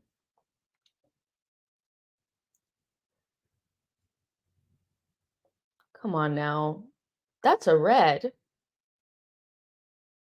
I mean, it ain't it's not far away from being a red. It's studs and it's high. Um, I mean, I was kind of joking until I saw the replay. It was a little high. Oh, huh.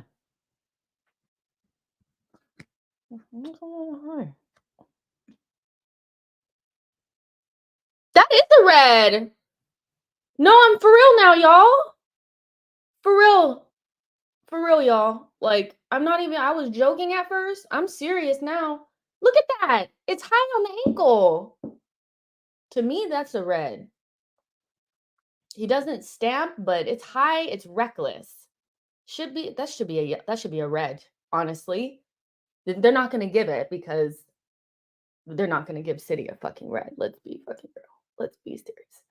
But it should be. If it's Xhaka, that's a red. I think Xhaka actually did that against City at the Etihad and got a red for it. So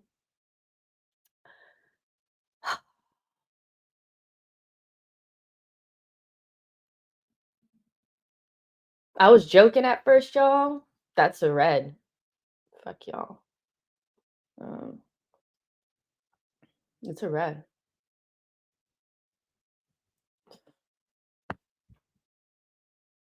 I'm so mad at that.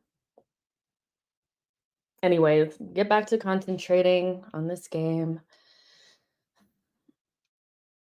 Eddie, could you win a ball and hold it up for us, please?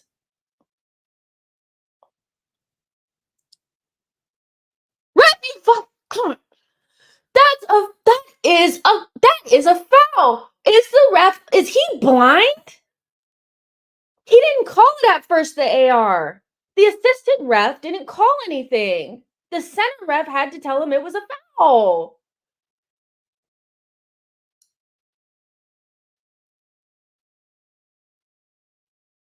You're right there, ref. You're right there. No, you're right there. How is it that you couldn't see it? Stupid. You guys, y'all, y'all. I am so furious with that. Shouldn't have. What are we doing? Come on, y'all. That was so shit. Our free kicks sometimes are just, we might as well just hand it back to City. That's so bad. Yeah, but how did the assistant ref not get that right the first time? Not for the first, like that to me, that was so bad. Come on, you guys, do better.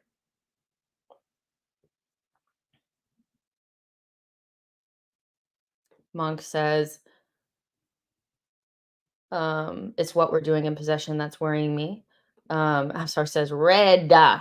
And Andrew J54 says effing VAR is so corrupt. I mean, between that, the challenge from Kovacic, and then him not being able to, like, the assistant ref, like, not immediately calling that foul, like, is annoying. It's so annoying. Come on. Be serious. Uh-oh. Good, Georgie. Come on, Eddie, run. Good. We need more of those. Play like it's our cup final. Don't play like it's a cup final. Um, but I like what Eddie did right then. Like, the whole reason for him to be rested was so that he would have tons of energy for today. And he's not going to be able to hold up the ball or win headers, but at the very least, he can run, their center backs down and their full backs down and stuff like that. He did a good job there. Come on, Odegaard, do something. I'm borderline about to cuss you out. But come on now.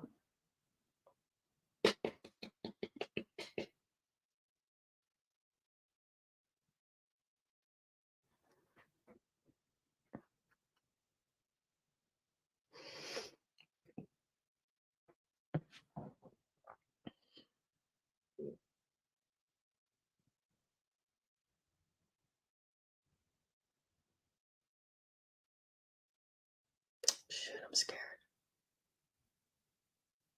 Good, Rice. Put him under pressure, so he bottled the shot. Good.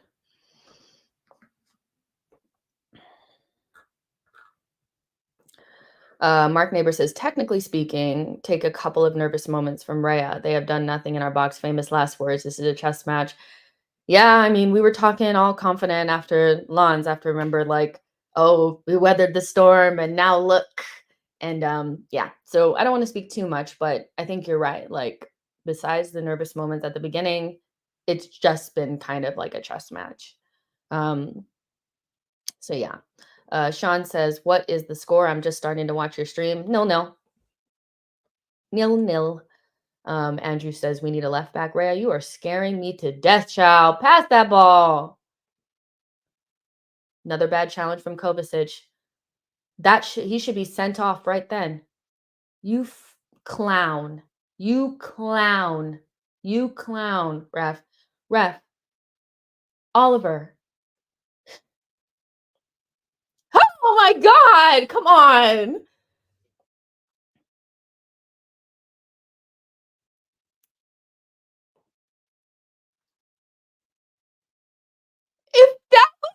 anybody in a red kit, they would be off.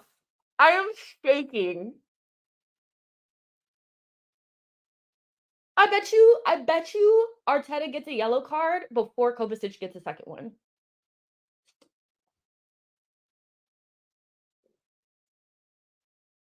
I am, like, so surprised. I'm not surprised, but I'm like, he knows he's getting this wrong. He just doesn't want to.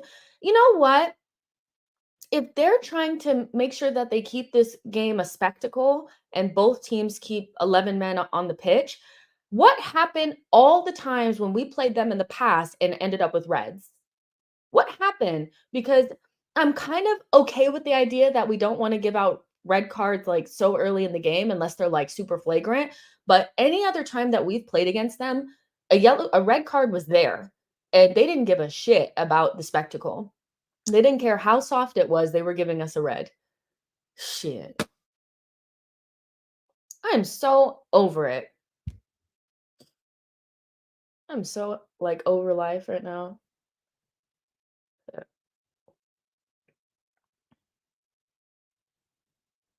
At some stage, we need to get it, like, a decent corner in, you know? Just feels like we kick it straight back to them. Win the second ball. Good. We might as well just from the corner, what we should do is just have, like, normal positions and just keep possession so we can have possession, stop kicking it in there. Ben, who you heading it to? I'm not even gonna lie, I know some of you guys come back for halftime, or you guys expect me to do, like, a, like, little, like, "Oh, what do I think's been happening?" kinda thing. I'm gonna need to use the bathroom, like, immediately as soon as it goes to halftime, so I'll have to take care of that, and, like, last time I didn't use the bathroom, and it was, like, a fatal flaw, so I am going to use the bathroom immediately at halftime. Just FYI. Crass Crass Bandicoot says, "If Kovacic was Xhaka, he would have gone for a bad shoulder bump." This is just crazy. Jay says, "The dark arts is in some way will be a part of the story today." Come on. Come on. Come on. No! Yes. Come on, y'all, get a shot off. Stop being scared. Yes, right. Stop being scared. Take a shot. Unless you're Eddie. Don't shoot. No. Oh, Ben. Too slow. Ben looked like a center back running for the overlap there. A little slow. A little slow. Take shots, y'all.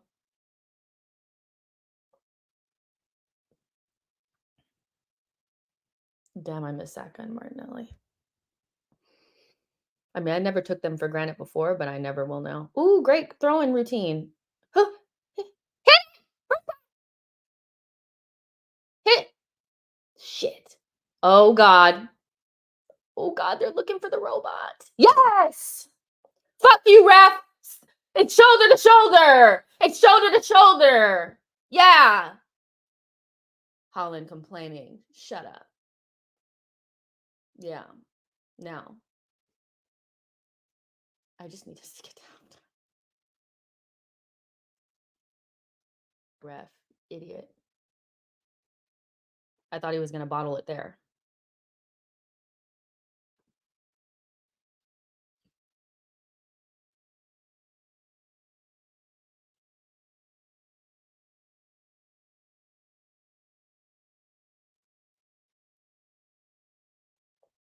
I swear if this child does another flick.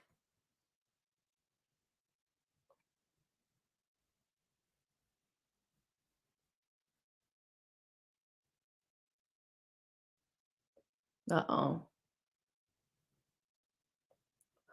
Saliba! Or no, was that Gabrielle? Who was that? That was so good. You guys. Get Who was that? That was so good. That all started from Odegaard needlessly flicking it in the box, by the way. Like, and then everybody was like up, and so Declan took a risk, Jorginho took a risk, and we were exposed at the back. Can we stop flicking it?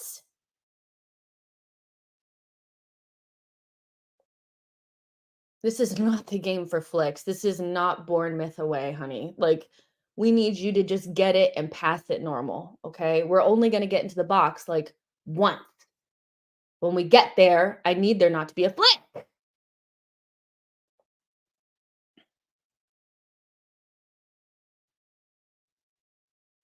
Uh-oh.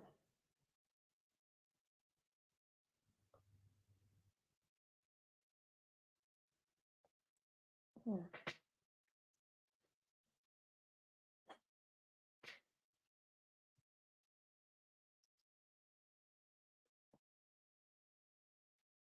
that's a good cross from Guardiola. Red too short. Gabriel and Zinchenko.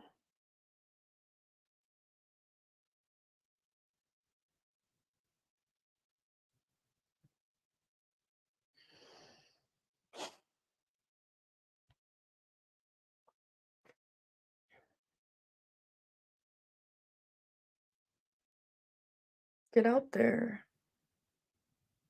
Good, Georgie. Georgie. I don't wanna laugh at him. I don't, but, like, you can tell when he's like, "Okay, let me not do this right now. Hold on." You can when he's like, "Oh, shit, I gotta run." His head goes down first to, like, give him, like, a little bit of speed. It's fucking hilarious, actually. Um, Come on, let's go. Trini says, "Wow." Rhea again. Andrew says, "Why does Odegaard try these back heels? 5% come off." I don't know. He needs to stop. That was Magalash. I couldn't tell who it was back there because it was like so quick, but whoever did that, you guys are saying is Gabrielle. That was brilliant. Um, I have something to say at halftime, but I just need to make sure we get into the half without conceding first. I mean, even if we do concede, I should probably still feel the same way. Um, I probably still feel the same way.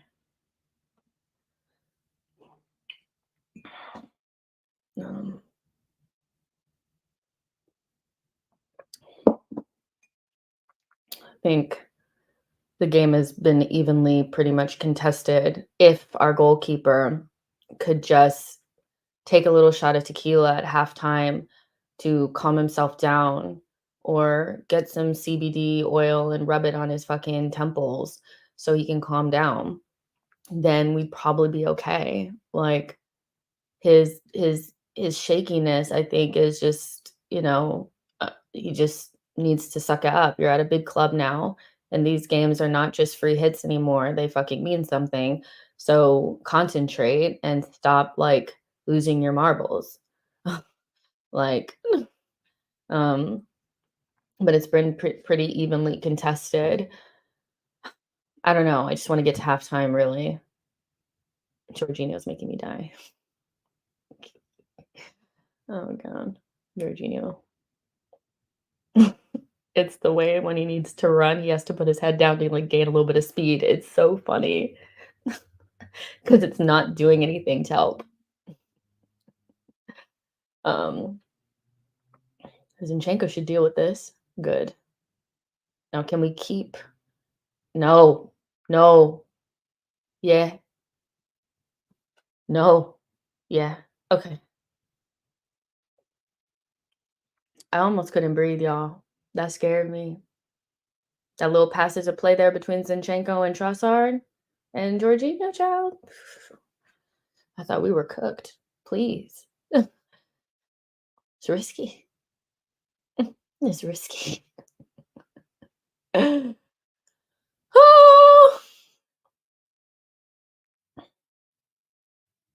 Yeah, I just wanna get to halftime before I say what I say because I don't wanna jinx it.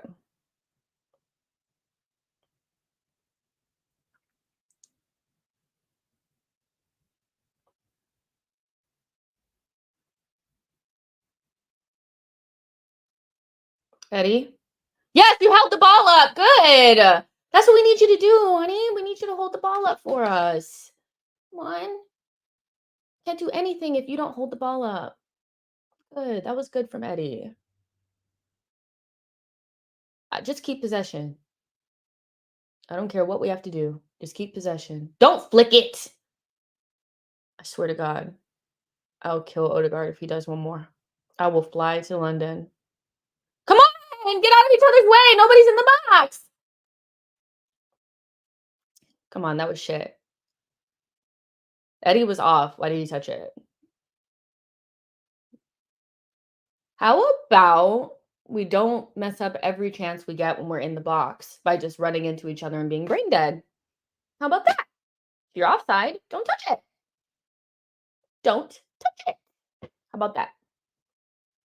How about that? Okay, I'm not trying to see the bench. Havertz is hiding back there. Yeah, buddy.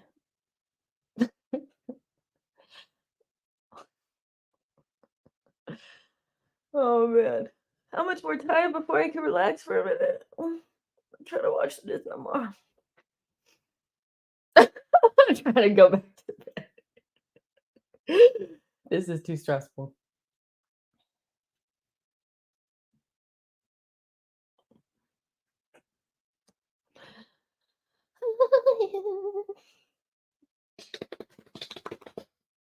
One more minute.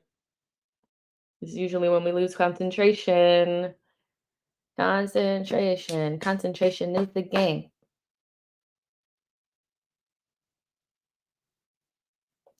Good job, Gabrielle. Fuck off, Bowden, you little cunt. Yeah, he's saying stuff under his breath. Shut up. Good job, Gabrielle. Yeah, I said what I said. I said what I said.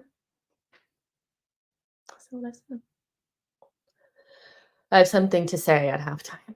I will say my piece before I go to the bathroom because it's top of mind.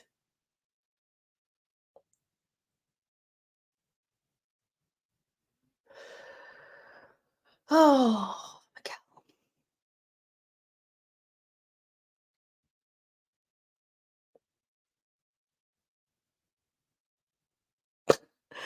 That stat that just popped up on the screen.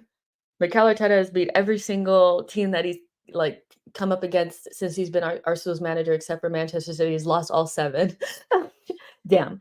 Okay, so my thoughts on this are, um, my thoughts on this are, um, if we lose this game, I'm gonna feel really sorry for Gabrielle and Saliba, and the reason why, and Declan Rice, because I think they're being let down by everybody in front of them. They are doing the best that they can to cut out these passes, to defend last ditch tackles, last ditch efforts. Saliba, making sure that he defends Holland properly. Gabrielle, that wonderful clearance, Declan Rice clearance off the line. And, that's what you need in a match like this. But ultimately, what this really comes down to is like, Arsenal can only sustain this level of not like pressure for so long. And eventually Manchester City will break through. Our team needs to figure out a way to, one, maintain a little bit of possession, and two, when we get in the box, can we create a chance? I just find us to be incredibly toothless.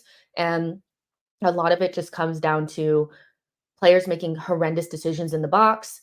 Eddie doesn't even hit the target. Odegaard, unnecessary flicks. Eddie touching the ball when he's clearly offside. Ben White, lackadaisical crosses. Just simple shit like that is hurting us because we need to be able to carry some sort of threat. And I get that we don't have Saka or Martinelli, but even when they're there, we tend not to carry any sort of threat against Manchester City. And it's just, for me, it's just unacceptable at this stage not to be able to have even a shot on goal at home against a not as good as usual Manchester City. Because if we're honest, a Manchester City with Kevin De Bruyne and Rodri would have put us away in the first half. Like, they would have scored one of those chances. They would have been able to keep that pressure up the entire time. And the fact that they have Kovacic in there, and he's giving us a little bit of joy, and Bernardo Silva, we should be taking advantage of that. But instead, every single time we get the ball, we give it straight back to them. I think Jesus is not as potent as he could be because he's out on the wing, because he has to defend so much, and that's just not his bag. Trossard, he's kind of isolated on that side. Of course, there's no overlap. There's no nothing. Like, what are you going to do? And So yeah, we have like a front four that just, I think all in all, when you look at the front four, the two that need to do so much better, Odegaard and Nketiah, I found them to be extremely frustrating. And so yeah, I'd be looking to make changes as soon as possible if I can. I'd be looking to put Jesus through the middle, take it Eddie off, um, and bring somebody else on to play the wing. I don't care who. Um, Somebody else just need to come out there. Like right now, we're not accessing central spaces. Eddie's not really holding the ball up. He's running around and pressing, but like we need something else, you know? So it's unfortunate because I do think we're defending as well as we can, despite our goalkeeper trying to chuck it into his own net and not being able to hold on to the ball. But ultimately, Saliba and Gabrielle can only do so much before we concede. And I think the players that played really well in that first half were Jorginho, Declan Rice, Saliba, and Gabrielle. Jesus was bright, but ultimately our front four is toothless, and that sucks. Um, so we need to figure something else out. And yeah, eventually Doku will come out. I think for them, they feel quite comfortable. And when they decide in the last 40 to 30 minutes that they really want to put pressure on us, they'll bring Doku in, and that'll push Jesus back even further. And that's why I'm saying, like, if we're gonna have to double up on Doku on that side, I don't want it to be Jesus to have to do it, because then you lose him in the attacking sense. Like, you have to put him central, take Eddie out, maybe bring on Reese or something, maybe even bring on Martinelli if he can go for 30 minutes.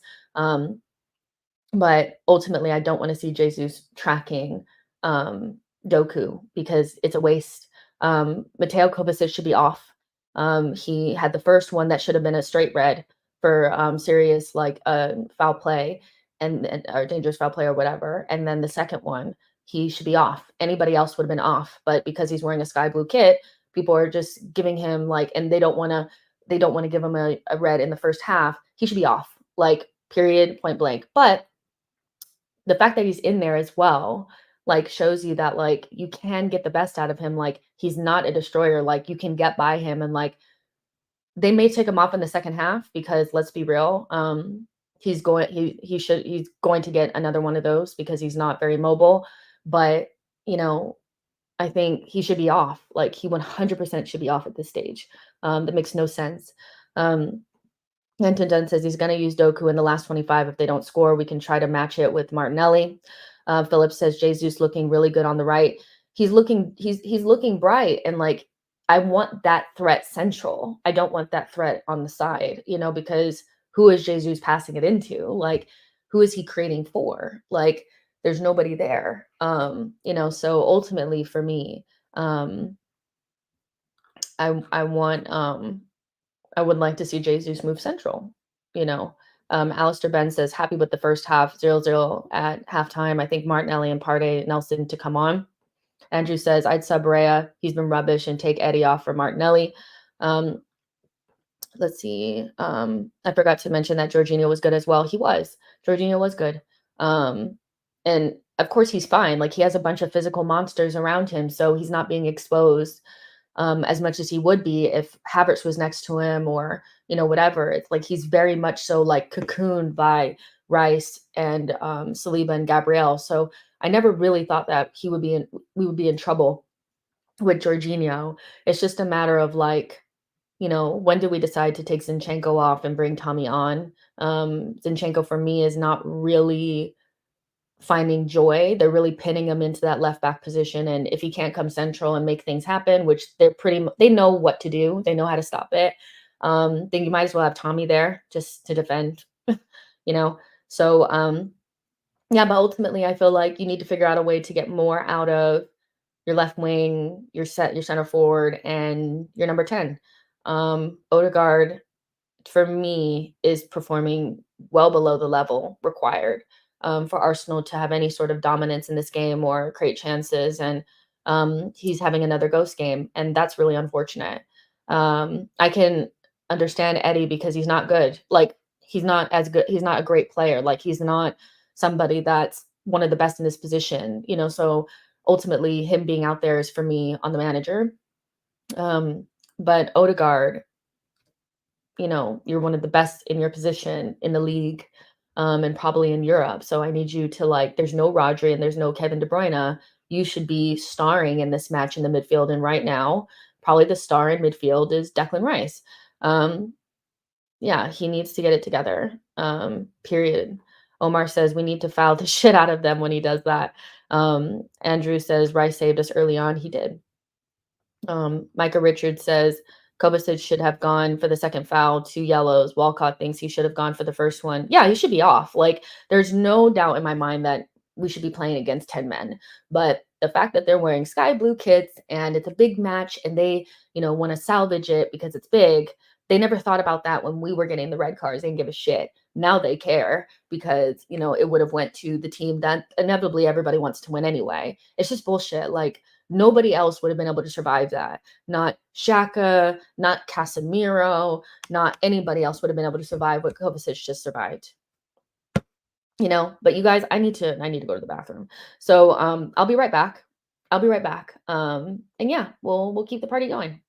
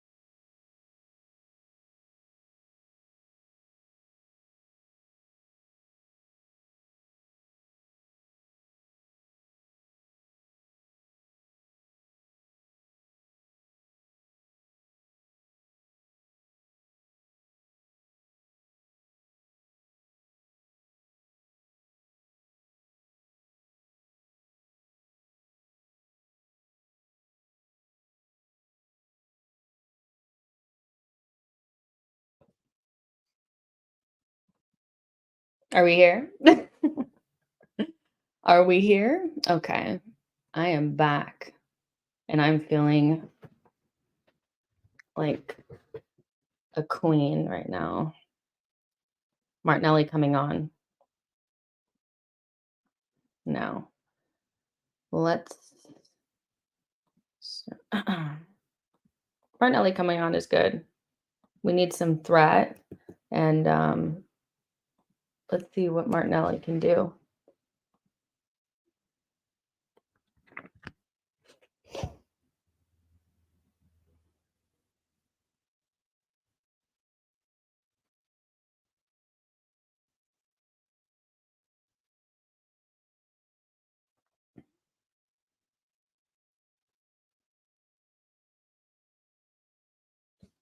All right, guys. Sorry. You know how the group chat be group chatting. Oh no, I missed it. Hold on. It's okay. We're only a couple seconds behind. Y'all know I'm so bad at this. All right. Who's here still? Make sure you guys are um make sure you guys are, have the link for the player ratings. Um what are we doing? Get it out, Ray, you dummy. I think Alvarez almost got that. He was like very upset. He was like, "Oh, he almost got that. Ray almost got again." That was so scary. My stomach was hurting. Um, but make sure you guys have that link already like set up and everything on your browser so that you can just hop straight over to player ratings after. Um, let's see.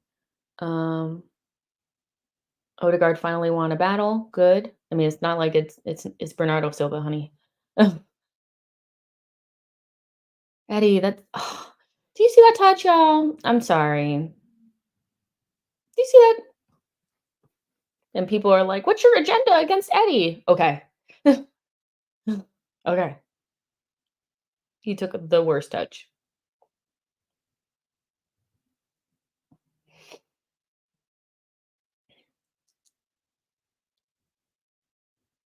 Okay, we instantly have Yes, Martinelli. We instantly have a bit of threat on that side. Cool. Oh, Martinelli, you're so cute. Oh, he said, "Get up, crowd." So the thing about Martinelli that Trossard doesn't have, and this is where I always say that like sometimes it's not on the player, it's on the manager. If he has different players that have different strengths and weaknesses, you can't play Martinelli the same way that you play Trossard. They're nothing alike. So if Trossard is going to be isolated on the wing, playing on his own, he's not going to do as well. He needs an overlap. He needs an overlap. He needs to play more central where Martinelli can kind of operate out wide by himself. And so, yeah, it's just that simple for me. Sometimes it's just that simple where you need to know how to use your players differently. But because this team doesn't really have overlaps, Martinelli being so direct is exactly what we needed for this second half. Because we were looking toothless without tooth, without teeth. We were so weak. Damn. Come on, you guys.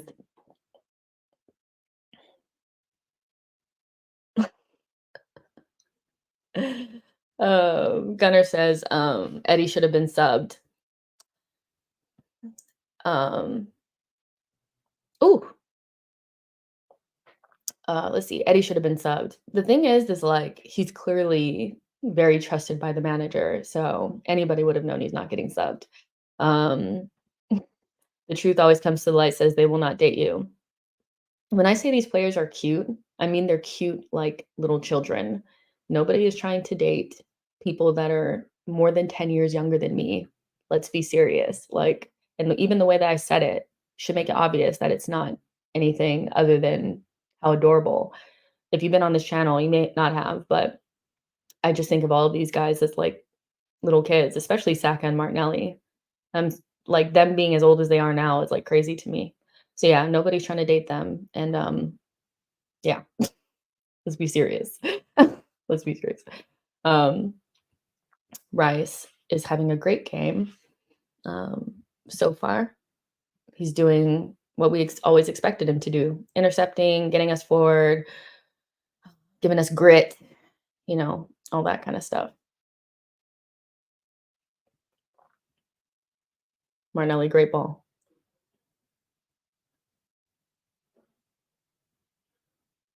That's so bad.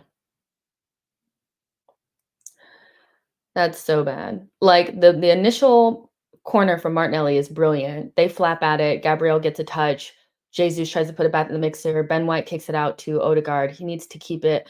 Martinelli is, like, furious, furious with Odegaard because he's free on the back post.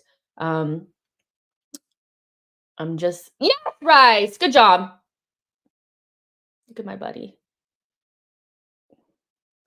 That was pretty good.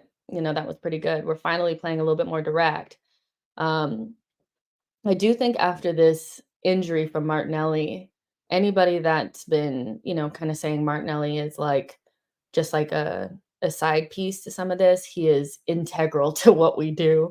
So he's integral to what we do, and we are not the same team without him. So we definitely need to buy a winger to make sure that we're not up shit creek. Because if Arteta can't evolve our tactics to suit players that are more interior, like Vieira and Trossard, then we definitely need another winger like Neto or somebody more direct that can do the job. Because we're screwed then. We're screwed. Come on, Jesus. Jesus is having a good game.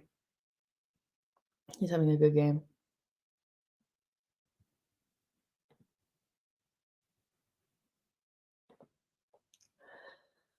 Uh,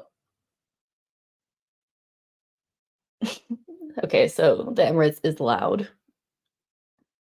Okay. Come on, win it, win it. Ben, you fouled. Fouled, buddy.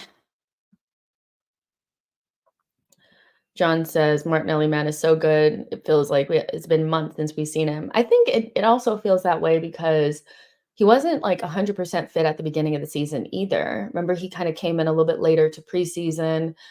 He was dealing with a little bit of something. I forget, but I don't think he was 100% fit at the beginning either.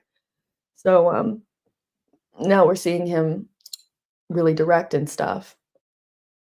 And I'm loving it. Get rid of it, Zinchenko. I'm not feeling this. Good. Rice. Rice, rice, rice. Oh, and Kedia, come on, keep the ball for us. Come on, keep the ball for us. We need you to find the pass, sweetie. Good. That's what we need Eddie to do. Run into the channels, get us up the pitch, keep the ball, maybe score a goal. That's what we need. Oh, Jesus. Oh, shit. It's okay. It's okay. At least we're looking a little bit more threatening. Boy says Rhea waits.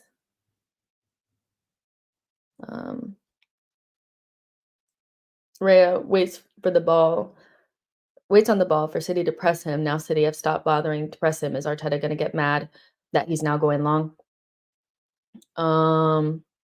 I don't know what Arteta's going to do. I think Arteta's already made the decision on who he likes more as the goalkeeper. So I feel like, you know, I don't know. I don't know how to I don't know what to say.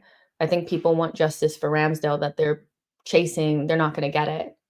Once Arteta's made up his mind on a player, um, it sticks. I think we know that. I think we know that at this stage.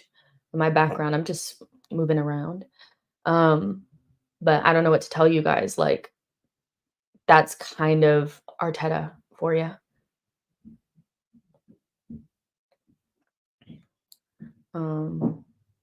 Mark Neighbor says technical ability like Vieira will be good in Europe, but in the Premier League, I think pace counts for more in the 4-3, different mindset and skill set. And I still think even in Europe, like you need to make sure that Vieira has people around him to combine so he can come central because that is where he thrived. Him and Trossard are more of final third players that come central and they like to be in the box, take shots, get assists. And in terms of, like, the way our wingers are set up, they need to be isolated on the wing. There's no overlap, there's no combining really, at this stage. So I just feel like Arteta needs to either use them in positions on the interior that they would be better at, or evolve his tactics on the wings to suit them a little bit more. Good, Jesus. That's a bad foul. Come on now. Foden, okay. Yes.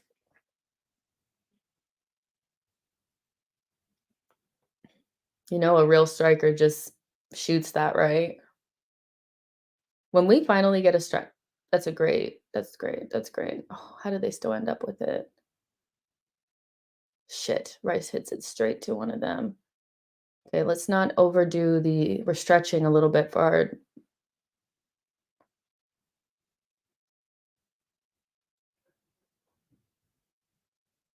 we're lucky, we're lucky, we're lucky, we're lucky. Rice makes the tackle. Rico Lewis is free in the middle. Martinelli makes the foul. What's his name? Oliver uh, calls the foul, and then Rico Lewis keeps going. We stop, and then they put it in the back of the net. So I think we're lucky here. Um, we're lucky, I think. But so that was a little scary to me. Let's see. Renok says Martinelli the savior.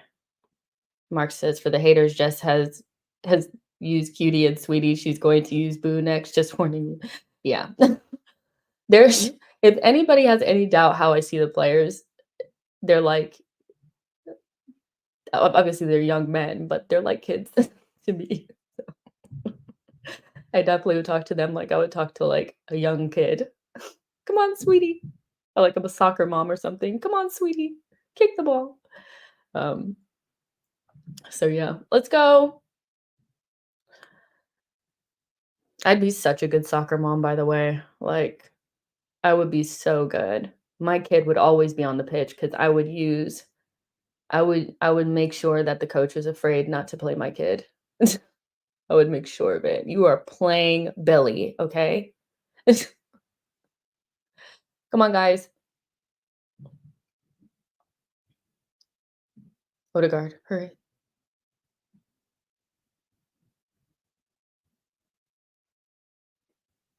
Aw, Jesus. Unlucky. Unlucky, unlucky, unlucky. Um, Trini says you would scream at the ref. Hell yeah. Hell yeah, I would. That's how my mom was. All you'd hear on the sideline is, "Ref! Ref! Oh my god, ref!" That's all you would hear. Ooh, I'm scared, y'all. What's going on? Finding a little bit of space here. Ben's beat. Good block.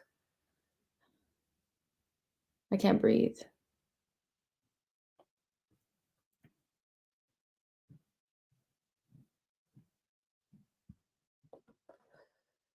Um, Mark says we have gone back in our shell the last 5 minutes or so. Need to up the tempo again. Keep the intensity strong. Yeah, I think we came out first 5 minutes trying to like do something a little bit different, but City get to be City. They get to have chances too. And they're always going to create chances against us. So defend properly, and then we'll get our chances again. Um, we're always going to have less possession than them, and they're always going to get their chances. But I hear what you're saying. And I don't think we can go 45 minutes the way that we did in those first five.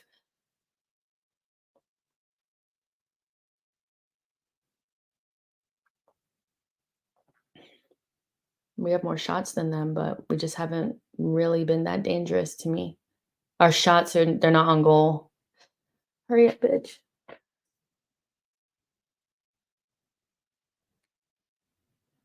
I'm so scared I'm gonna throw up.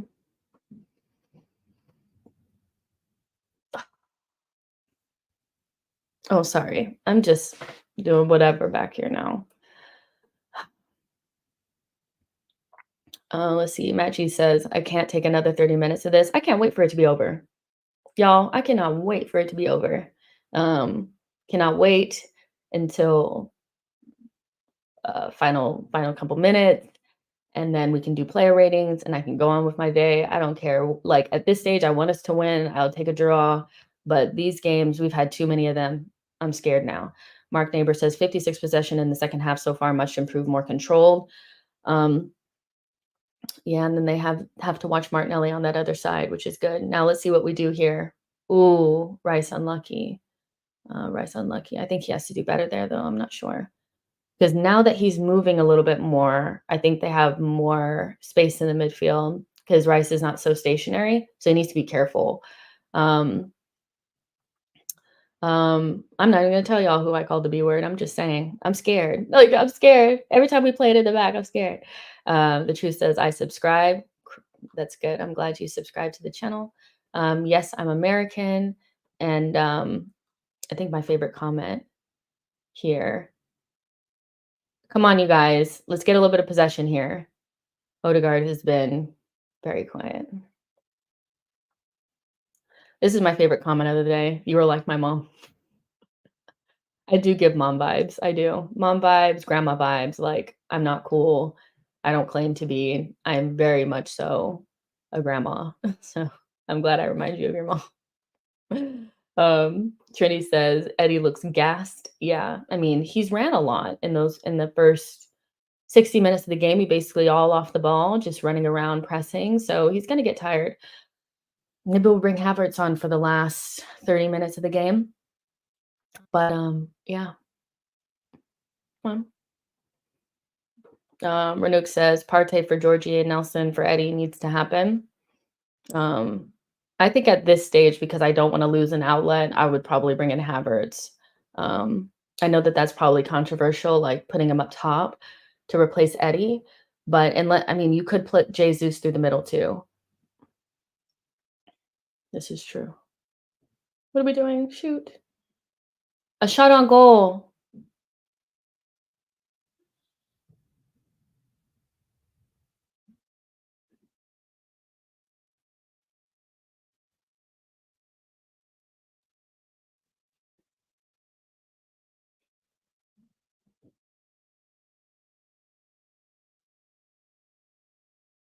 How did that not go in?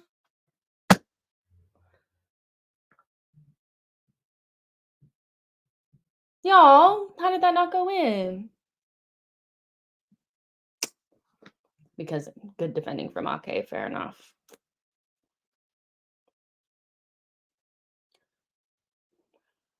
We're getting so close.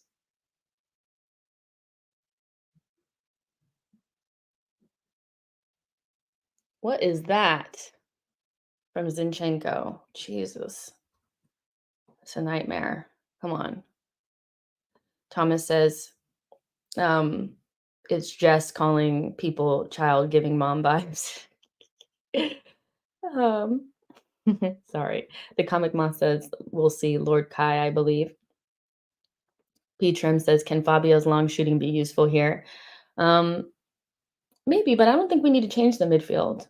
Um, if we do change it, Partey to come on, but I think what we have right now is just balanced enough that I wouldn't really bring in Fabio Vieira. Um, so no, Seawalder, stop. I don't want to know. I don't want to know. This is the part of the game where I was not looking forward to is when they inevitably brought on different wingers and freshened things up. I'm scared now. Is it Doku? Fuck, it's Nunez and Stones too? Damn. Oh my god. So, I have thoughts. Um, I have thoughts. I think, I'm happy that it's nil-nil at this stage. Oh my god, they're just free in the middle. That's the pass that we've been trying to get Raya to do all this time, but he can't.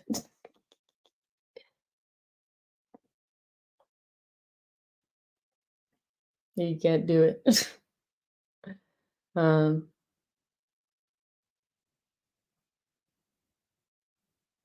Oh my god. Um, but it's kind of been the same as it usually is. We're just too toothless up front. We don't offer enough threat. So as great as we've been defending, eventually they will break through because they really haven't been tested.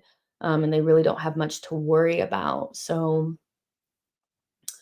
it's been the same. We've defended better up until this point, but ultimately Arsenal are still unable to provide any like threat against Manchester City. So that's unfortunate for us. Um, that's unfortunate for us. John Donut says, not gonna lie, Jess, I feel Kai might have scored some of these chances when we got them. I mean, the player that's on the bench always feels world class when the guys that are out there are not doing the business. And, Eddie has been blunt up there. Odegaard too. Maybe he scores, but I mean, I've seen Kai miss the same chances or pass it backwards in those same places. So good punch from Raya. Um, that was a good punch from Raya. Finally, commanding his box. McChronicle says Arteta, not the time to F around, make subs. I mean, he did make one already. Let's see if he makes any more. I think we need to take Eddie off, that's for sure. That is definitely would be my next sub, and maybe even Zinchenko. P Trim says, "Will you take a draw?" Yes. The truth says it's scary the last 25 minutes. Yep. But we knew it was coming. Either they were going to start and blitz us or they were going to save the best for last. And that's exactly what City are doing.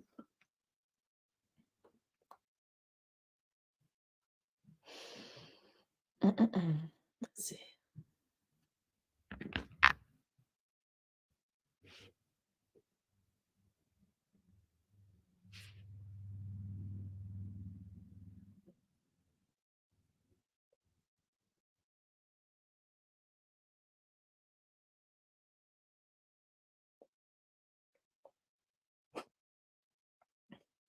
My group chat is so funny.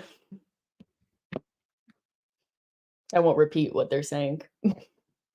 But, yeah, we need to refresh a little bit because once our press goes, then they're gonna start getting into the final third a lot easier, and then on tired legs, they're gonna put Doku and other fresh legs in, and that's gonna be it. So, we really need to freshen things up top to keep our press going. Right now, it's gone.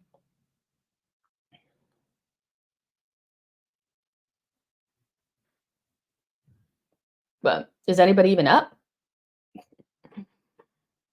No, they're bringing in their people, Stones and Nunez. So Stones is gonna come in and play DM? Is that what they're saying? Hmm. Yes, Alvarez for Doku. Andrew says, Odegaard, our creative player, he's done nothing this match again yet. Um, yeah, it's not gonna be nice for him on socials after this game, I feel, just because I love Odegaard, he's my favorite player, but he has been very on the periphery of what we've been doing. So he's just not getting on the ball enough. He's not imposing himself on the match enough. And he's quiet. And in a game where there's no Rodri and no Kevin De Bruyne, for him not to be the star of our midfield is quite worrying. I know that we don't have other players in there, so maybe that's affecting him. But my biggest fear about Odegaard is that he's so used to having Saka that he can't really impose himself without him, and that's a worry. You have to be able to do other things. Um, so yeah, it's worrying.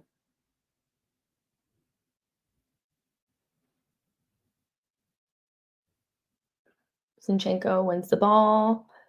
Doku. And just like I said um, in our preview, Eddie doesn't even jump for that or anything. He has to come off like he's tired.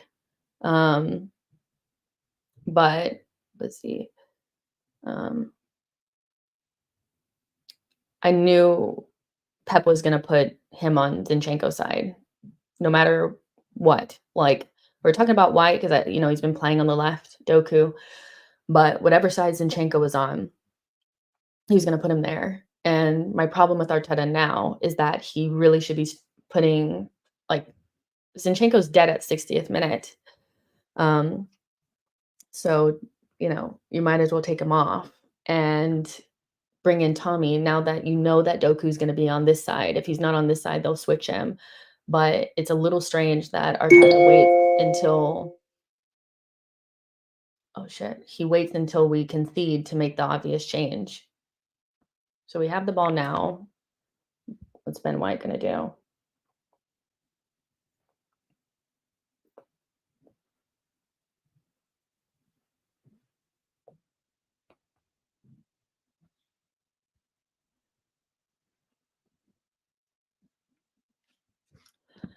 Is Tommy even up? Is he up, ready to go? Because he needs to come on before we concede.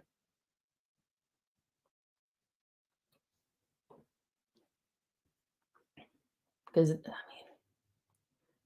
let's not give it away in possession. Let's try to be smart here. Oh, okay.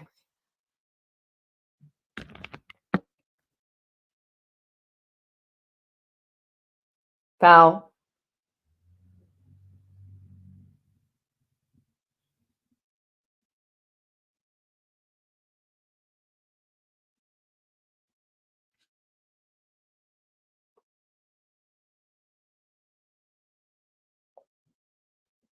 Okay, see, Wilder says 3 changes for Arsenal, Havertz, Tommy, and Partey.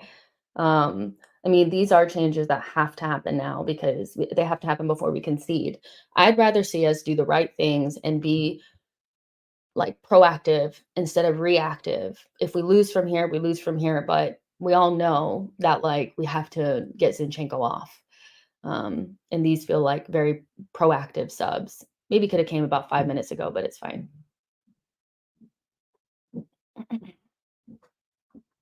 Oh, Rhea, you back there looking crazy.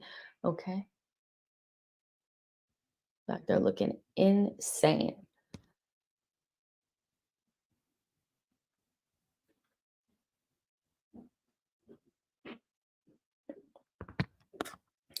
That's so good from Rice. Odegaard, man, he's having a really bad game. He should have passed. Like when Martinelli is open on that side, you have to get it to him. He's just not in the game at all. Like if we're saying that Odegaard can't affect the game, if Saka's not in the game, we need to think about this. We need to think about this. It's not good. Come on. Now do the right thing and pass it to us. No, held on to it. God, when we're on the attack, we just don't make the right decisions. It happens every single time against City. We get free and we just cannot connect that final pass that would put us through. So we're letting them off the hook. So Mark Neighbor says, I want us to be proactive, not reactive, but we all know Zinchenko needs to come off. God, I love it. Yeah, no, I hear you. The truth will always come to light. 420 says, I think both of them seem happy with the draw now, this point, not both wanting to make mistakes. Yeah, well, if you play for a draw, you'll lose. I think, I don't think we're good at playing for draws. So we need to be careful with that. Very careful. Okay, Doku isolated against Ben White. I can't watch. Scared. Okay, let's not celebrate these tackles just yet. We have to defend the corner. We have to defend the corner. I'm so tired. I want this done. Make sure you guys join me for the player ratings immediately following the game. The link is pinned in the chat. So, but yeah, like I was saying, we can't play for a draw because we'll lose. So we have to play for the win. Period. So yeah.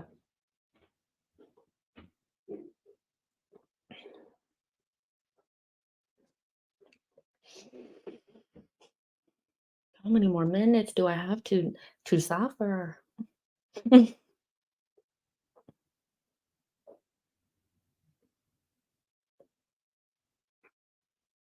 Oh, that was cute. Good job, Martinelli. Kept the ball. Odegaard, can you do any?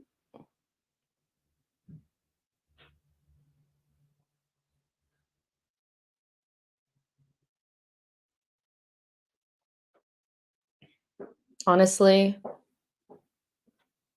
I think this is a game that I'd consider hooking Odegaard. I'm really honest. Like, you don't shoot from there. We're in a good position to switch it over and combine on the right-hand side, and you decide to cut it and then shoot well over the bar. He's I mean, I love Odegaard, but he if Arteta hooked him, I don't think I'd be that upset based on what I've seen. Like that, what I just saw is the type of thing that a manager would hook a player off for. Because we need to score. What are you thinking? Like, what are you thinking? The players are coming on now. Havertz, Tommy, and Partey. But y'all, I can't. Trini says Odegaard has been off all day. He's been off for a while now. Monk says Odegaard is syncing up the plays. Cross says Odegaard. C. Wilder says off Cine, Eddie and Jorginho. Definitely needed to happen.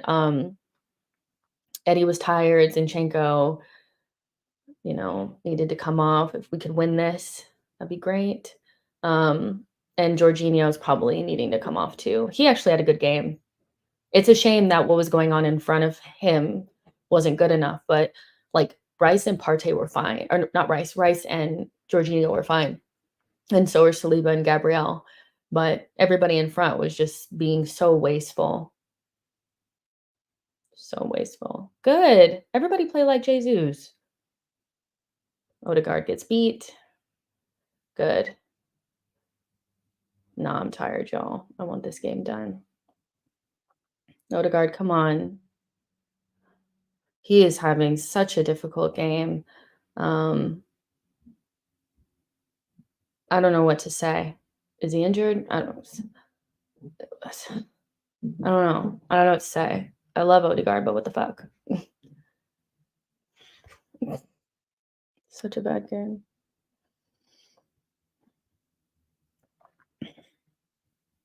My nerves are shot. I'm ready to go.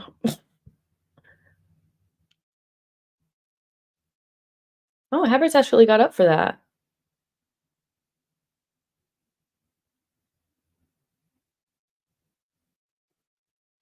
Get him, Rice. Come on. Oh shit. Good. That's not even a foul. Doku dribbles out. That's not even a foul. Doku, you just fell. Like, be serious. Whiner.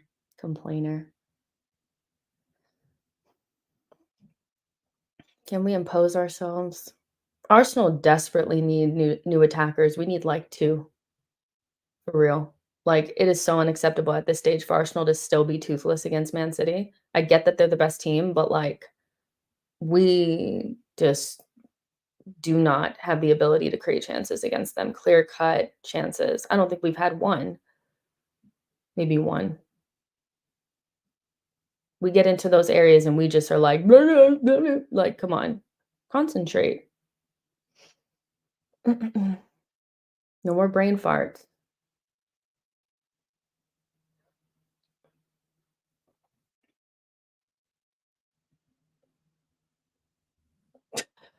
The stat that just came up, oh my goodness, I hate it. I think Jesus, did you handball that?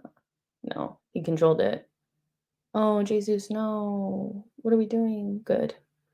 Oh, come on. That starts with Jesus getting the ball and like not making the simple pass. Ah! Ah!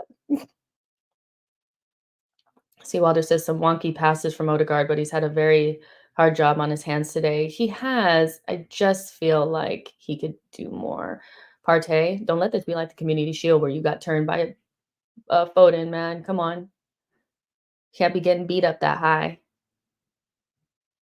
Mark Neighbor says, I will take a draw if we have to today, as long as we massively improve at Chelsea next.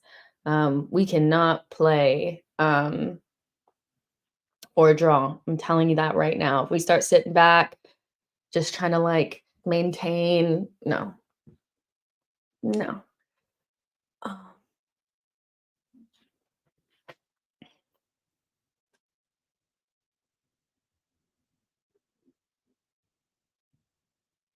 yeah, we need to take something. That's kind of where I'm at. We need to take something. We need to go home with something, y'all. Oh, Martinelli unlucky. Foul him.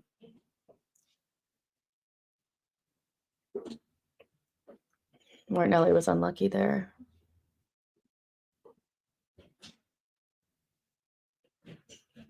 And the problem that we have is we just do not have any sort of attack. Like, it's just so crazy to me how we expect to win anything when we can't put pressure on the better team.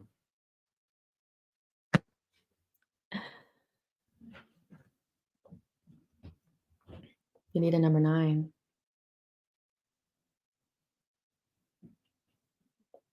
Ooh. John says Big Boss Rice. So I guess Rice is about to do something. Maybe let me look. Does he save us? Does he save us? Yeah, he saves us, doesn't he? That's a great tackle. Now let's keep the ball. No. Running into blind alleys, Martinelli? No.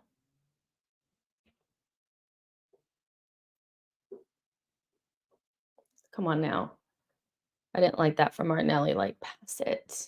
Like, we are so like unserious in possession sometimes. Um, the Cosmic Moth says when Eddie is your starting center forward, it ain't gonna happen against City. I mean, I hate to be that obvious, but like, good Jesus. See, we're winning the ball off of them, but then we give it straight back. You can't keep winning the ball off of them and giving it straight back. It is, I'm about to claw my eyeballs out. Jesus did so good there. We're getting into hero ball, like, I'm gonna do it myself mode. No, calm down, relax, keep possession. John Donut says that's why he's worth 105 million fam. Declan Rice always gives us 105, Jess. I mean, yeah, he does. Like, there's no doubt in my mind that he was worth it. Um, you know, so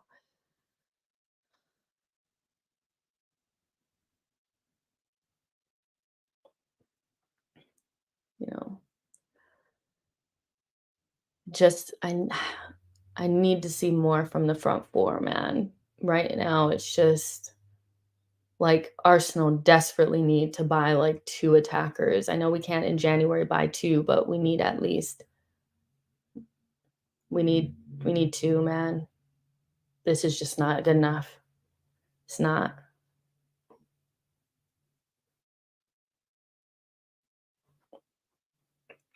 Trini says Rice is amazing, so tidy. He is. I mean, he's shown up for the big games. Um, he's been at every single one, even before he came out against Spurs. He won all of his duels. It wasn't until he came off where Sar and Basuma really started dominating the game. So yeah, Rice has been amazing for us. We need 4 Rices up front. Now, what do we do in possession here? Can we keep it for more than 5 passes? That's 2. Then we give it away. Okay, that was good. The thing about Jesus is he's gonna make you make a mistake. So it's not easy for you to just collect it and run away with it. He puts you under pressure, which is good. Arsenal keep the ball challenge. 3, 4, 5, 6, 7. That's the best we've kept possession this half, I think.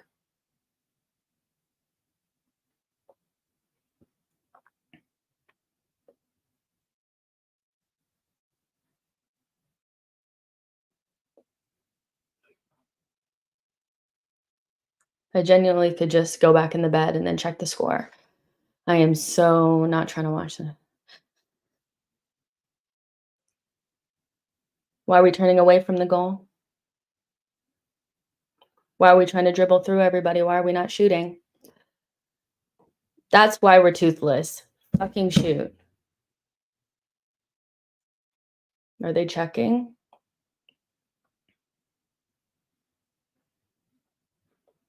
Yeah, that's a penalty. It's a penalty. Let's see if they bottle it this time. Oh my god, they bottled it again. That's a penalty. Kovacic should have came off in the first half for a red. All right. Maybe it was soft. I don't know. It felt like a pen to me. Maybe Ake gets a little bit of the ball. I don't know. Come on, y'all. Ake touched the ball. Yeah. You got him getting a little bit piece of that ball saved them.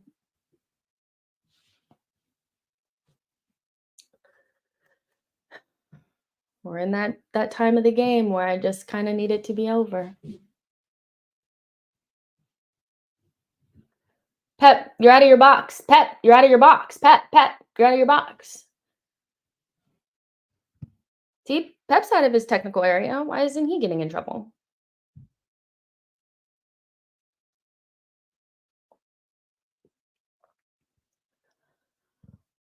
Oh my god, I'm so sick. So sick of the songs. Please get me out of here.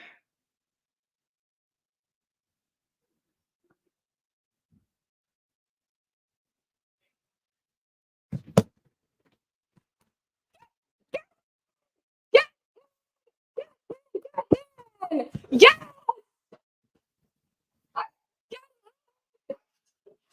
Get in! Oh my god! We just scared! How did it happen? How did it happen? You guys? You guys? You guys? It's, you guys? Holy shit! Yo! Defend with your life! Defend with your life! Defend with your life! Defend with your life! Do not give away a goal! But, like, oh my gosh! What a ball from Thomas Partey! What a run from Tomiyasu! What a layoff from Havertz! And Martinelli in the back of the net! Oh my goodness! Tommy Priestess! Tommy Priestess! Havertz got assist! Havertz got assist! He gets an assist, you guys! They're gonna call it an own goal, but I don't care. Havertz assist. Just defend with your life. Just defend with your life. Defend with everything you have. Oh, defend with your whole life, please. Oh my goodness. My head is pounding from screaming, you guys. You guys. You guys. Now park the bus. Monk said, I want two. I'll take one. Boy says, don't slip from here, lads. Mark says, perfect and delicate layoff from Havertz. Seawalder says, I think you've destroyed your mic. Probably. Ivy says, I'll take a deflection all day long. You guys.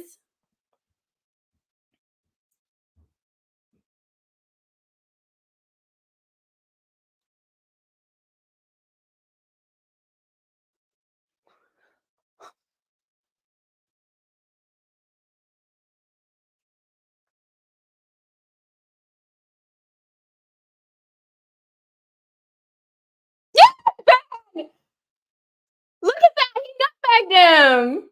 Yeah, that was great. You guys. I'm trying not to get excited, y'all.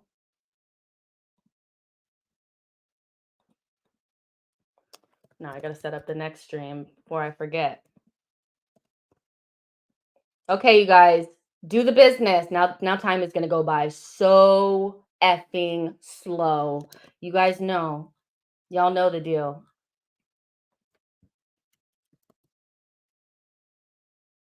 Win it, Rice. Come on. Now just relax. Just keep possession. We don't need to like just keep possession, please.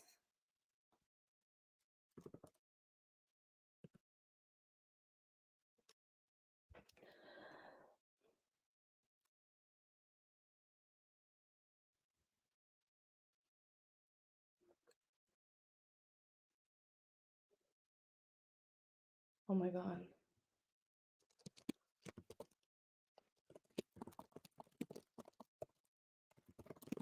I'm still here, you guys. You guys know last kind of like 10 minutes of the game, I got to set up the next stream. That's all.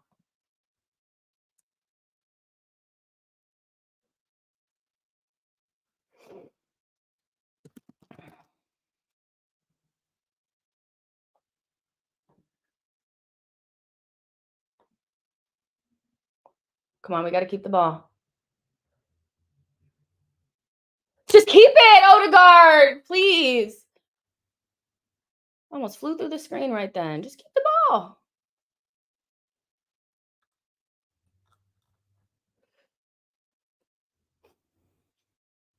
Come on, you guys.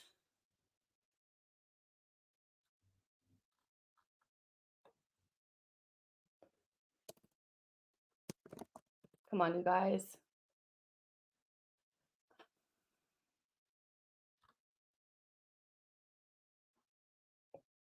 Excuse me.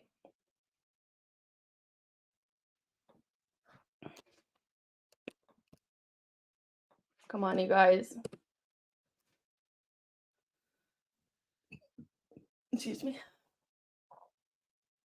Yes. Kicked it out. Lovely. Get loud in there. Get loud in there. Concentrate. Remember, concentration. Concentration is the game. You guys know that from like when you were a kid.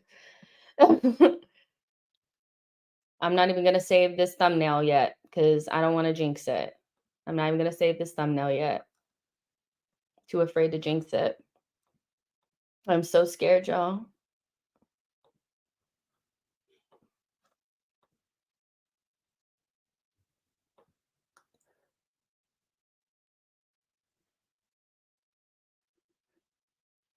Now just relax. 2 more minutes.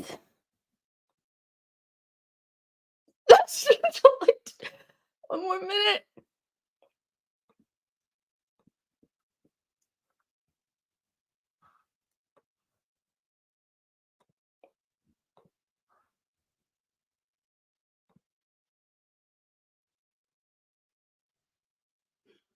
Dribble up there.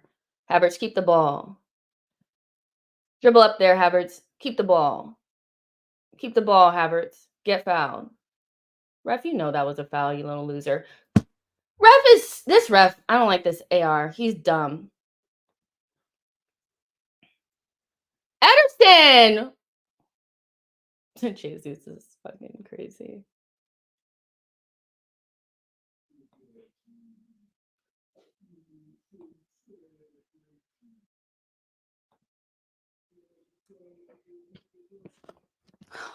One more minute. Can we survive?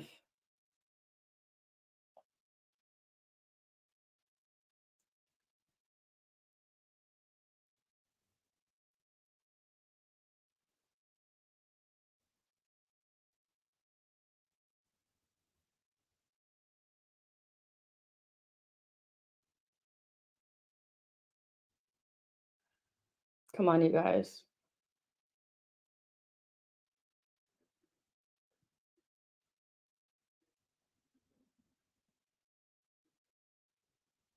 Come on, you guys. Seriously, I need this.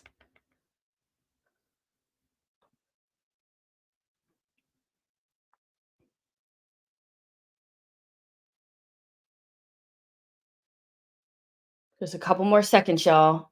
Just a couple more seconds. Just a couple more seconds, y'all.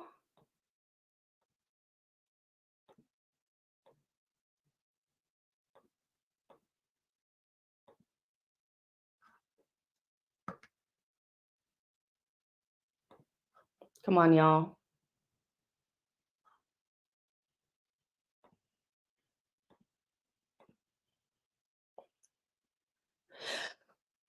You